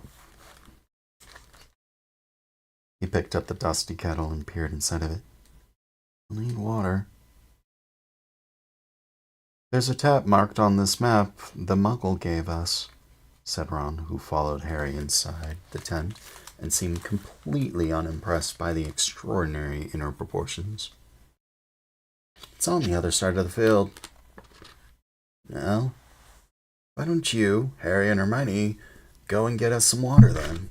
Mr. Weasley handed over the kettle and a couple of saucepans. "The rest of us will get some wood for a fire." "But we've got an oven," said Ron.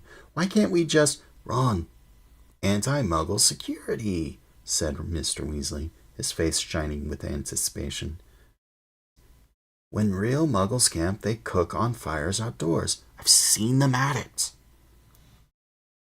After a quick tour of the girls' tent, which was slightly smaller than the boys', though without the smell of cats, Harry, Ron, and Hermione set off across the campsite with the kettle and the saucepans. Now, with the sun newly risen and the mist lifting, they could see the city of tents that stretched in every direction. They made their way slowly through the rows, staring eagerly around. It was only just dawning on Harry how many witches and wizards there must be in the world. He had never really thought much about it in these other countries. Their fellow campers were starting to wake up. First to stir were the families with small children. Harry had never seen witches or wizards this young before. A tiny boy, no older than 2, was crouched inside a large pyramid-shaped tent, holding a wand and poking happily at a slug in the grass, which was swelling slowly to the size of a salami. As they drew level with him, his mother came hurrying out of the tent. "How many times, Kevin? You don't touch Daddy's wand." "Yuck!" She had trodden on the giant slug, which had burst. Her scolding carried after them on the still air, mingling with the little boy's yells. "You bust slug! You bust slug!" A short way further on, they saw two little witches, barely older than Kevin, who were riding toy broomsticks, which rose only high enough for the girls' toes to skim on the dewy grass. A ministry wizard had already spotted them. As he hurried past Harry, Ron, and Hermione, muttered distractedly, "In broad daylight. Parents having a lion, I suppose." Here and there, adult wizards and witches were emerging from their tents and starting to cook breakfast. Some, with furtive looks around them, conjured fires with their wands. Others were striking matches with dubious looks on their faces, as though sure this couldn't work. 3 African wizards sat in a serious conversation, all of them wearing long white robes and roasting what looked like a rabbit on a bright purple fire, while a group of middle-aged American witches sat gossiping happily under the stars under a spangled banner stretched between their tents, which read, "The Salem's Witches Institute." Harry got snatches of conversation in strange languages from inside of the tents they passed. And though they couldn't understand a single word, the tone of every single voice was excited. Is it my eyes? Or has everything gone green?" said Ron. It wasn't just Ron's eyes. They had walked into a patch of tents that were all covered with a thick growth of shamrocks, so it looked as though small, oddly shaped hillocks had sprouted out of the earth. Grinning faces could be seen under those which had their flaps open. Then, from behind them, they heard names. "Harry, Ron, Hermione."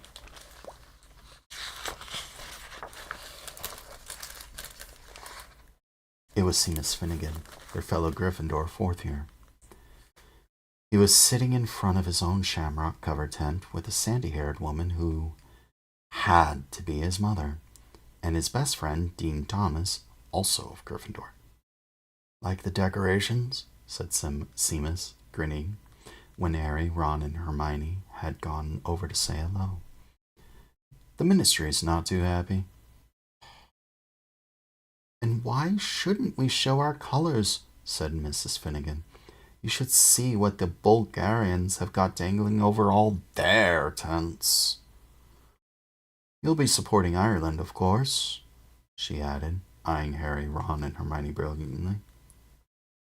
When they had assured her that they were indeed supporting Ireland, they set off again, though, as Ron said, like we'd say anything else surrounded by that lot. "I wonder what the Bulgarians have got dangling over their tents," said Hermione. "Let's go and have a look," said Harry, pointing to a large patch of tents upfield where their Bulgarian flag, red, green, and white, was fluttering in the breeze. The tents here had not been bedecked with plant life, but each and every one of them had the same poster attached to it. A poster of a very surly face with heavy black eyebrows. The picture, of course, was moving, but all it did was blink and scowl. "Crumb," said Ron quietly. "What?" said Hermione. "Crumb," said Ron. "Victor Crumb, the Bulgarian seeker." "He looks rather grumpy," said Hermione, looking around at the many crumbs blinking and scowling at them. Really grumpy?" said Ron. Ron raised his eyes to the heavens. "Who cares what he looks like? It's unbelievable. He's really young, too. Only just 18 or something. He's a genius. You wait until tonight. You'll see." There was already a small queue for the tap in the courtyard in the corner of the field.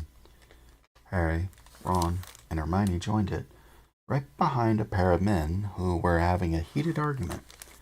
One of them was a very old wizard who was wearing a long, flowery nightgown. The other was clearly a ministry wizard, who was holding a pair of pinstripe trousers and almost crying with exasperation. Just put them on, Archie. There's a good chap. You can't walk around like that. The muggle on the gate's already getting suspicious. I bought this in a muggle shop, said the old wizard stubbornly. Muggles wear them. Muggle women wear them, Archie. Not the men. They wear these, said the ministry wizard, and he brandished the pinstripe trousers. I'm not putting them on, said old Archie in indignation. I like the healthy breeze around my private. Thanks. Hermione was overcome with such a strong fit of giggles at this point that she had to duck out of the queue, and only returned when Archie had collected his water and moved away again. Walking more slowly because of the weight of the water, they made their way back through the campsite. Here and there they saw more familiar faces, other Hogwarts students with their families. Oliver Wood, the old captain of Harry's house Quidditch team, who had just left Hogwarts, dragged Harry over to his parents' tent to introduce them. And told them excitedly that he had just been signed to the Puddlemere United Reserve team. Next, they were hailed by Ernie Macmillan, a Hufflepuff fourth year, and a little further on they saw Cho Chang, a very pretty girl who played the Seeker on the Ravenclaw team. She waved and smiled at Harry, who slopped quite a lot of water down his front as he waved back. More to stop Ron smirking than anything, Harry hurriedly pointed out a large group of teenagers whom he'd never seen before. Who do you reckon they are? They don't go to Hogwarts, do they? Expect they go to some foreign school, said Ron. I know there are others. Never met anyone who went to one, though. Bill had a pen friend at school in Brazil. This was years and years ago. He wanted to go on an exchange ship, but Mom and Dad couldn't afford it. His pen friend got all offended when he said he wasn't going and sent him a cursed hat. It made his hair shrivel up. Harry laughed, but didn't voice the amazement he felt at hearing about other wizarding schools. He supposed, now, that he saw representatives of so many nationalities in the campsite, that he had been stupid to never to realize that Hogwarts couldn't be the only one. He glanced at Hermione, who looked utterly amazed by the information. No doubt she had run across the news about other wizarding schools in some book or other. You've been ages, said George when they finally got back to the Weasleys' tent. Met a few people, said Ron, setting the water down. You not got that fire started yet?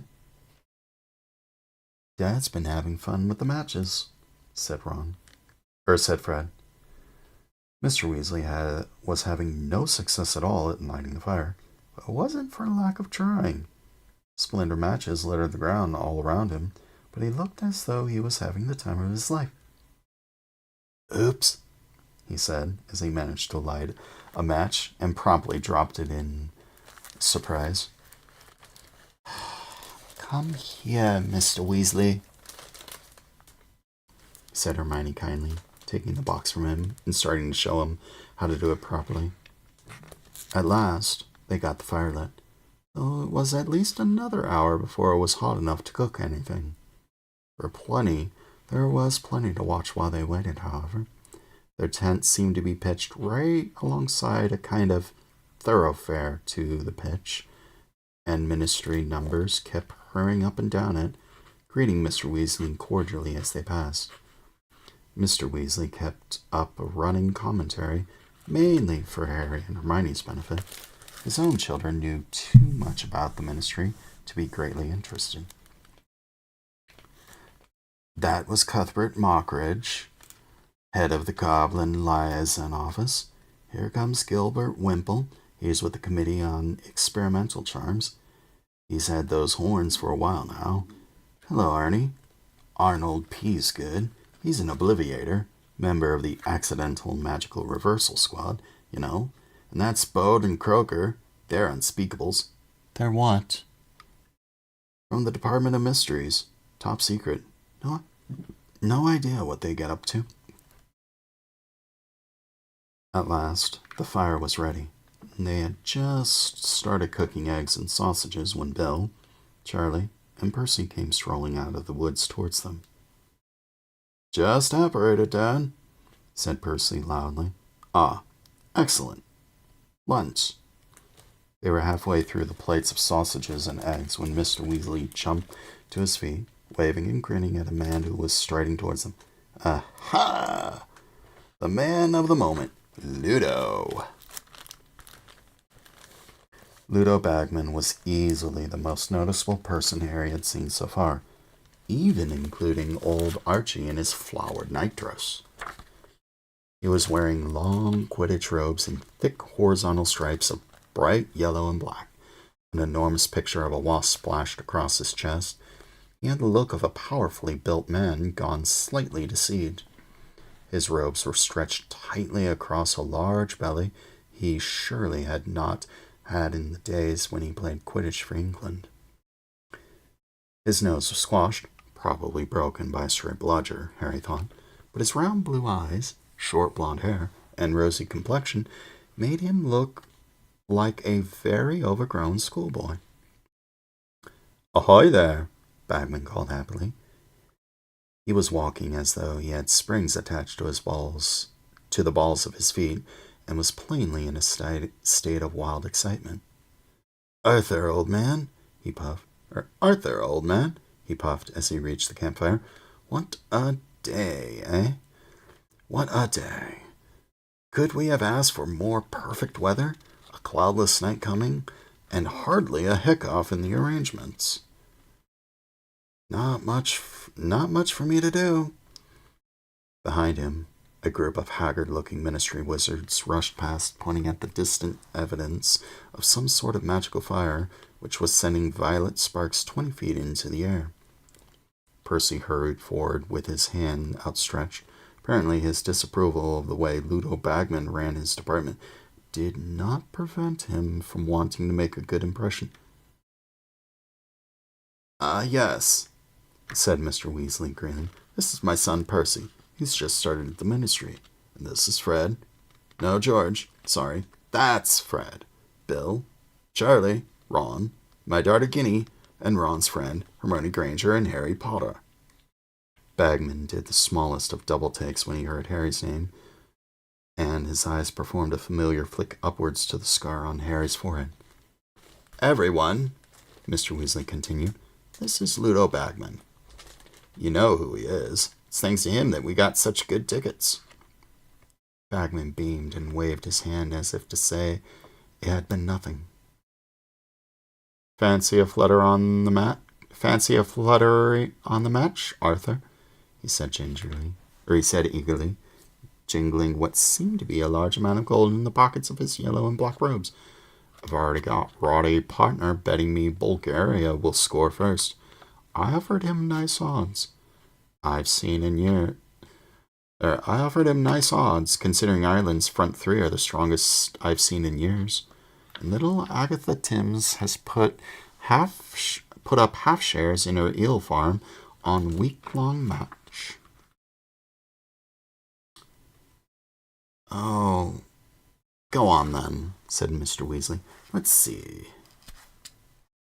A galleon on Ireland win? A galleon?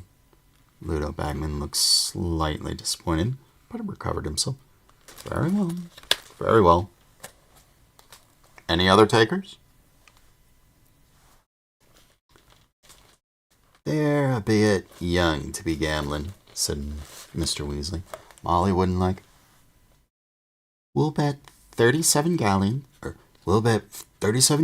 15 sickles, and 3 nuts, said Fred as he and George quickly pooled all their money, that Ireland will win. But Victor Crumb gets the snitch. Oh, and we'll throw in a fake wand. You don't want to go showing Mr. Bagman rubbish like that, Percy hissed, but Bagman didn't seem to think the wrong was rubbish at all. On the contrary, His boy's face shone with excitement as he took it from Fred, and when the wand gave a loud squawk and turned into a row of chicken, Bagman roared into laughter. Excellent! I haven't seen one that convincing in years. I'll pay 5 galleons for that.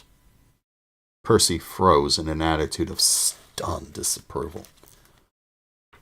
Boys, said Mr. Weasley under his breath, I don't want you betting. It's all your savings.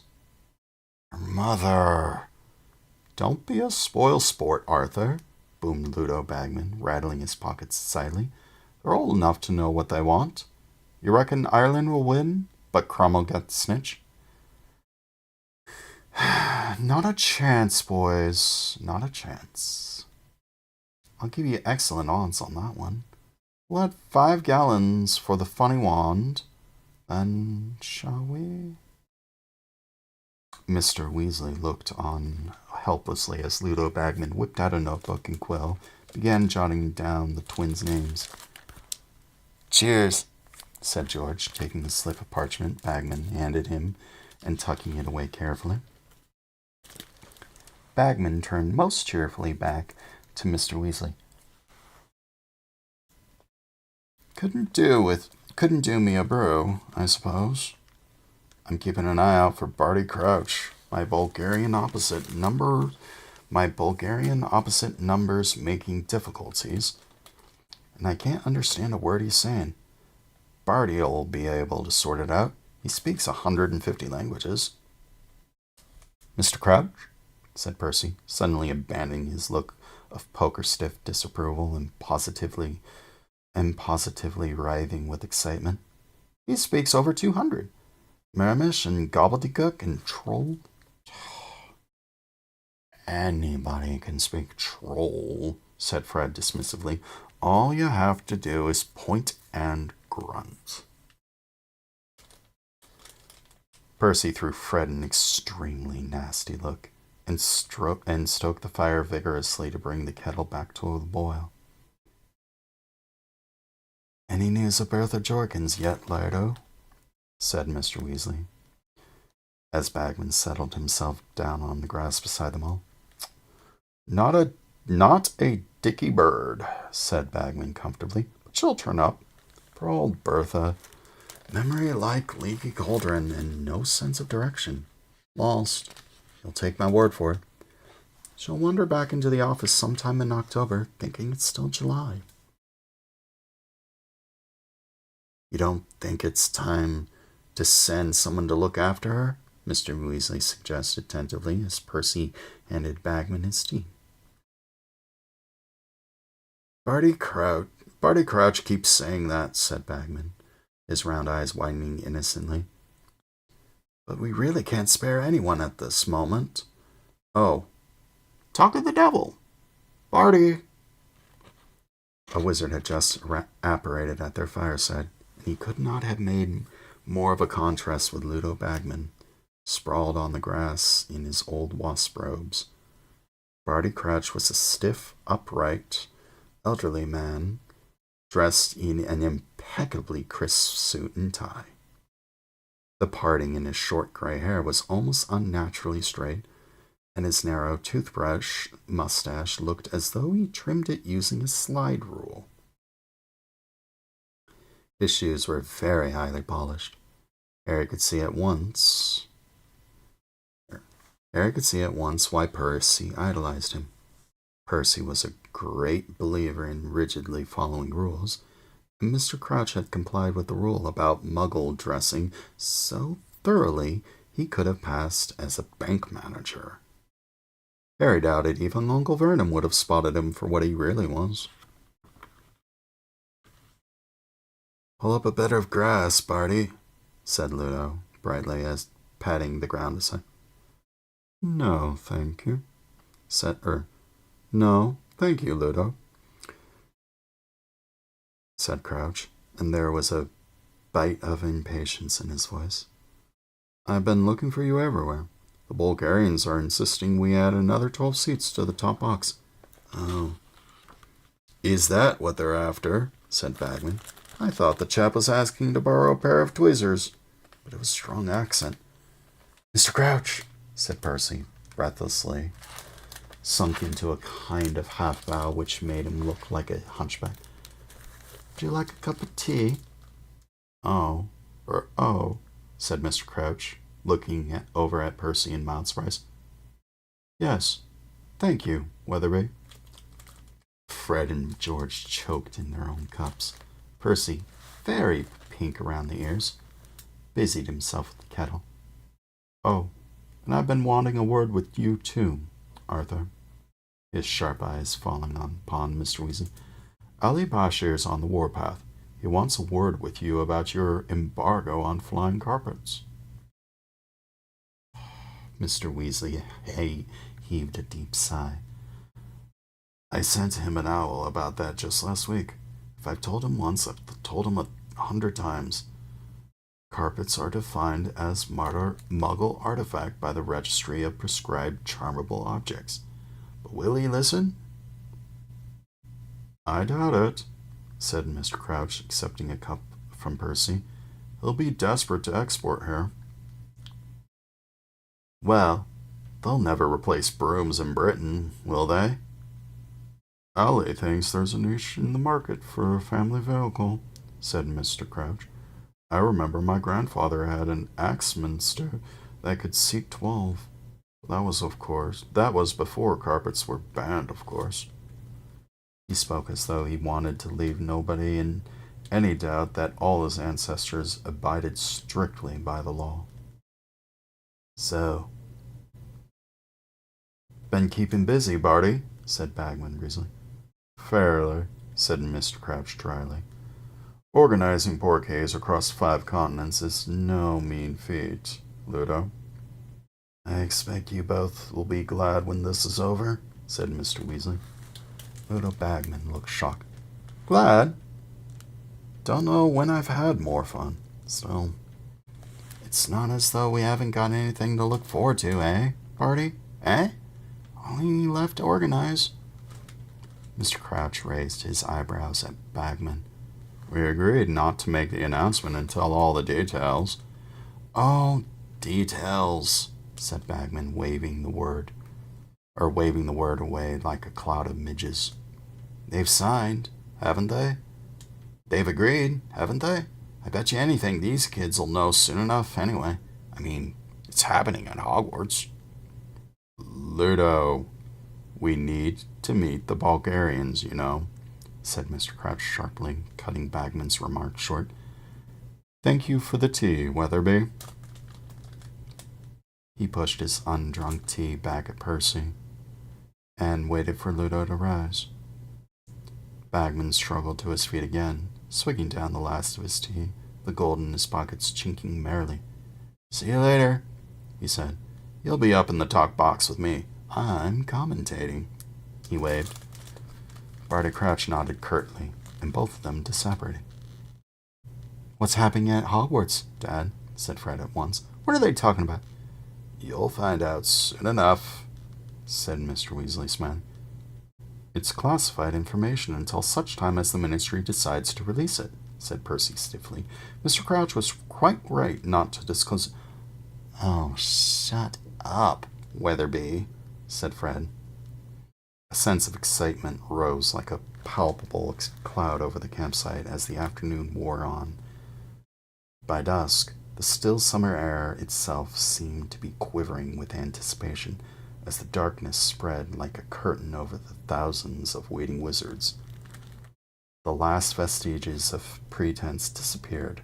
The Ministry seemed to have bowed to the inevitable and stopped fighting the signs of blatant magic now breaking out everywhere. Salesmen were apparating every few feet, carrying trays and pushing carts full of extraordinary merchandise. There were luminous rosettes, green for Ireland, red for Bulgaria, which were squilling the names of the players, pointy green hats, bedecked with dancing shamrocks, Bulgarian scarves adorned with lions that really roared, flags from both countries which played their national anthems as they were waved. There were tiny models of firebolts, which really flew, and collectible figurines of famous players, which strolled across the palm of your hand, preening themselves. Been saving my pocket money all summer for this, Ron told Harry, as they and Hermione strolled through the salesman, buying souvenirs. Though Ron purchased himself a dancing shamrock hat and large green rosette, he also bought a small figure of Victor Crumb, the Bulgarian seeker. The miniature Crumb walked backwards and forwards over Ron's hand, scowling up at the green rosette above him. Wow, look at these, said Harry, hurrying over to a cart piled high of what looked like brass binoculars. Except that they were covered in all sorts of weird knobs and dials. Omniculars, said the sales wizard eagerly. You can replay action, slow everything down, and they flash up a play-by-play breakdown if you need it. A bargain. 10 galleons each. Wish I hadn't bought this now, said Ron, gesturing his dancing shamrock hat and gazing longingly into the omniculars. 3 pairs, said Harry firmly to the wizard. No, don't bother, said Ron, going red. He was always touchy about the fact that Harry, who inherited a small fortune from his parents, had much more money than he does. You won't be getting anything for Christmas, Harry told him, thrusting the omniculars into his and Hermione's hands. For about 10 years, mind. Fair enough, said Ron, grinning. Ooh, thanks, Harry, said Hermione. And I'll get us some programs. Look. Their money bags considerably lighter, they went back to the tents. Bill, Charlie, and Kitty were all sporting green rosettes too, and Mr. Weasley was carrying an Irish flag. Fred and George had no souvenirs as they had given Bagman all their gold. And then a deep booming gong sounded somewhere beyond the woods, and at once green and red lanterns blazed into life in the trees, lighting a path to the pitch. It's time, said Mr. Weasley, looking as excited as any of them. Come on, let's go. That was Chapter 7. An interesting little thing.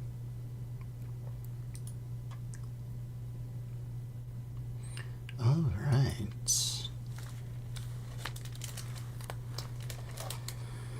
Okay. That's actually a really good spot to stop. I just saw the next chapter. So there's a couple of pictures here. Some full art one too.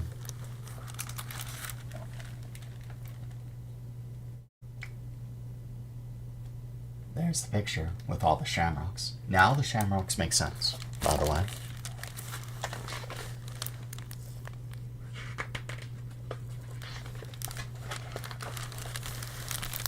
Nothing on this one. Here's a full art of the great tent city that that was surrounded by the Quidditch and everything. You would think it was a carnival, but no, just tents. Go figure. There's the poster of Victor Crumb, surrounded by lots of different people from all over the world. I don't know. That doesn't necessarily look like a skull to me. But what do I know? He looks almost like Harry. In fact, if you look, let's see if I can find it. Let's pause that page.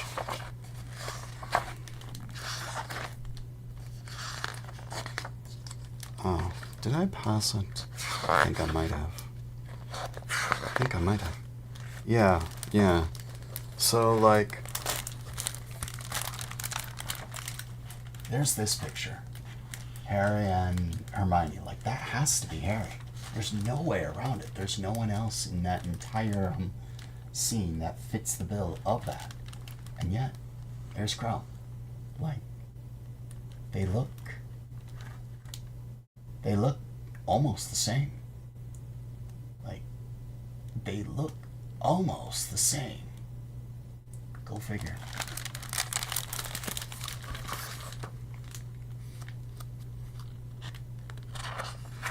Nothing on the next page. Side by side, you have what was it? You have Batman in the yellow and black, and Crouch on the suit and tie, looking almost like the banker, he said. Yes. I like it. And that is the entirety of chapters 1 through 7.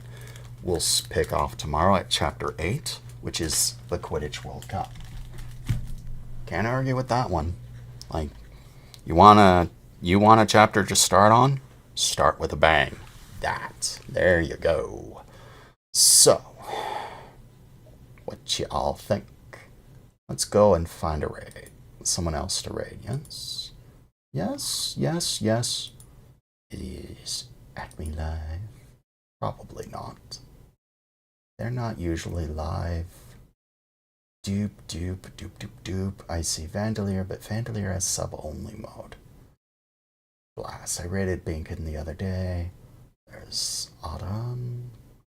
Jag's doing Cyberpunk. Megaharv doing Skies of Arcadia. And Dan with a Plan doing Doom 64. Doop. Let's raid this person. She's playing Mario Party Jamboree. Still playing it somehow. She might be ending real soon. So, let's go and give her a raid. Yes. We're gonna raid Epic Luigi. If she's still alive. If not, we'll raid Dan with a Plan. Oh, she is raiding. And it's sub-only mode, so we'll go raid Dan with a Plan. Remove Dan with a Plan. He's a good friend of mine. I haven't actually raided him in a long time. I don't know if he even knows that I'm streaming. So, we will be live tomorrow, and we'll start with the what's it called? With the Quidditch World Cup. Yes. Sounds good to me. So, Dan with a Plan. Here's his link. And 1, 2, 3. I'll see y'all over there. Have a wonderful night, everyone. Goodbye.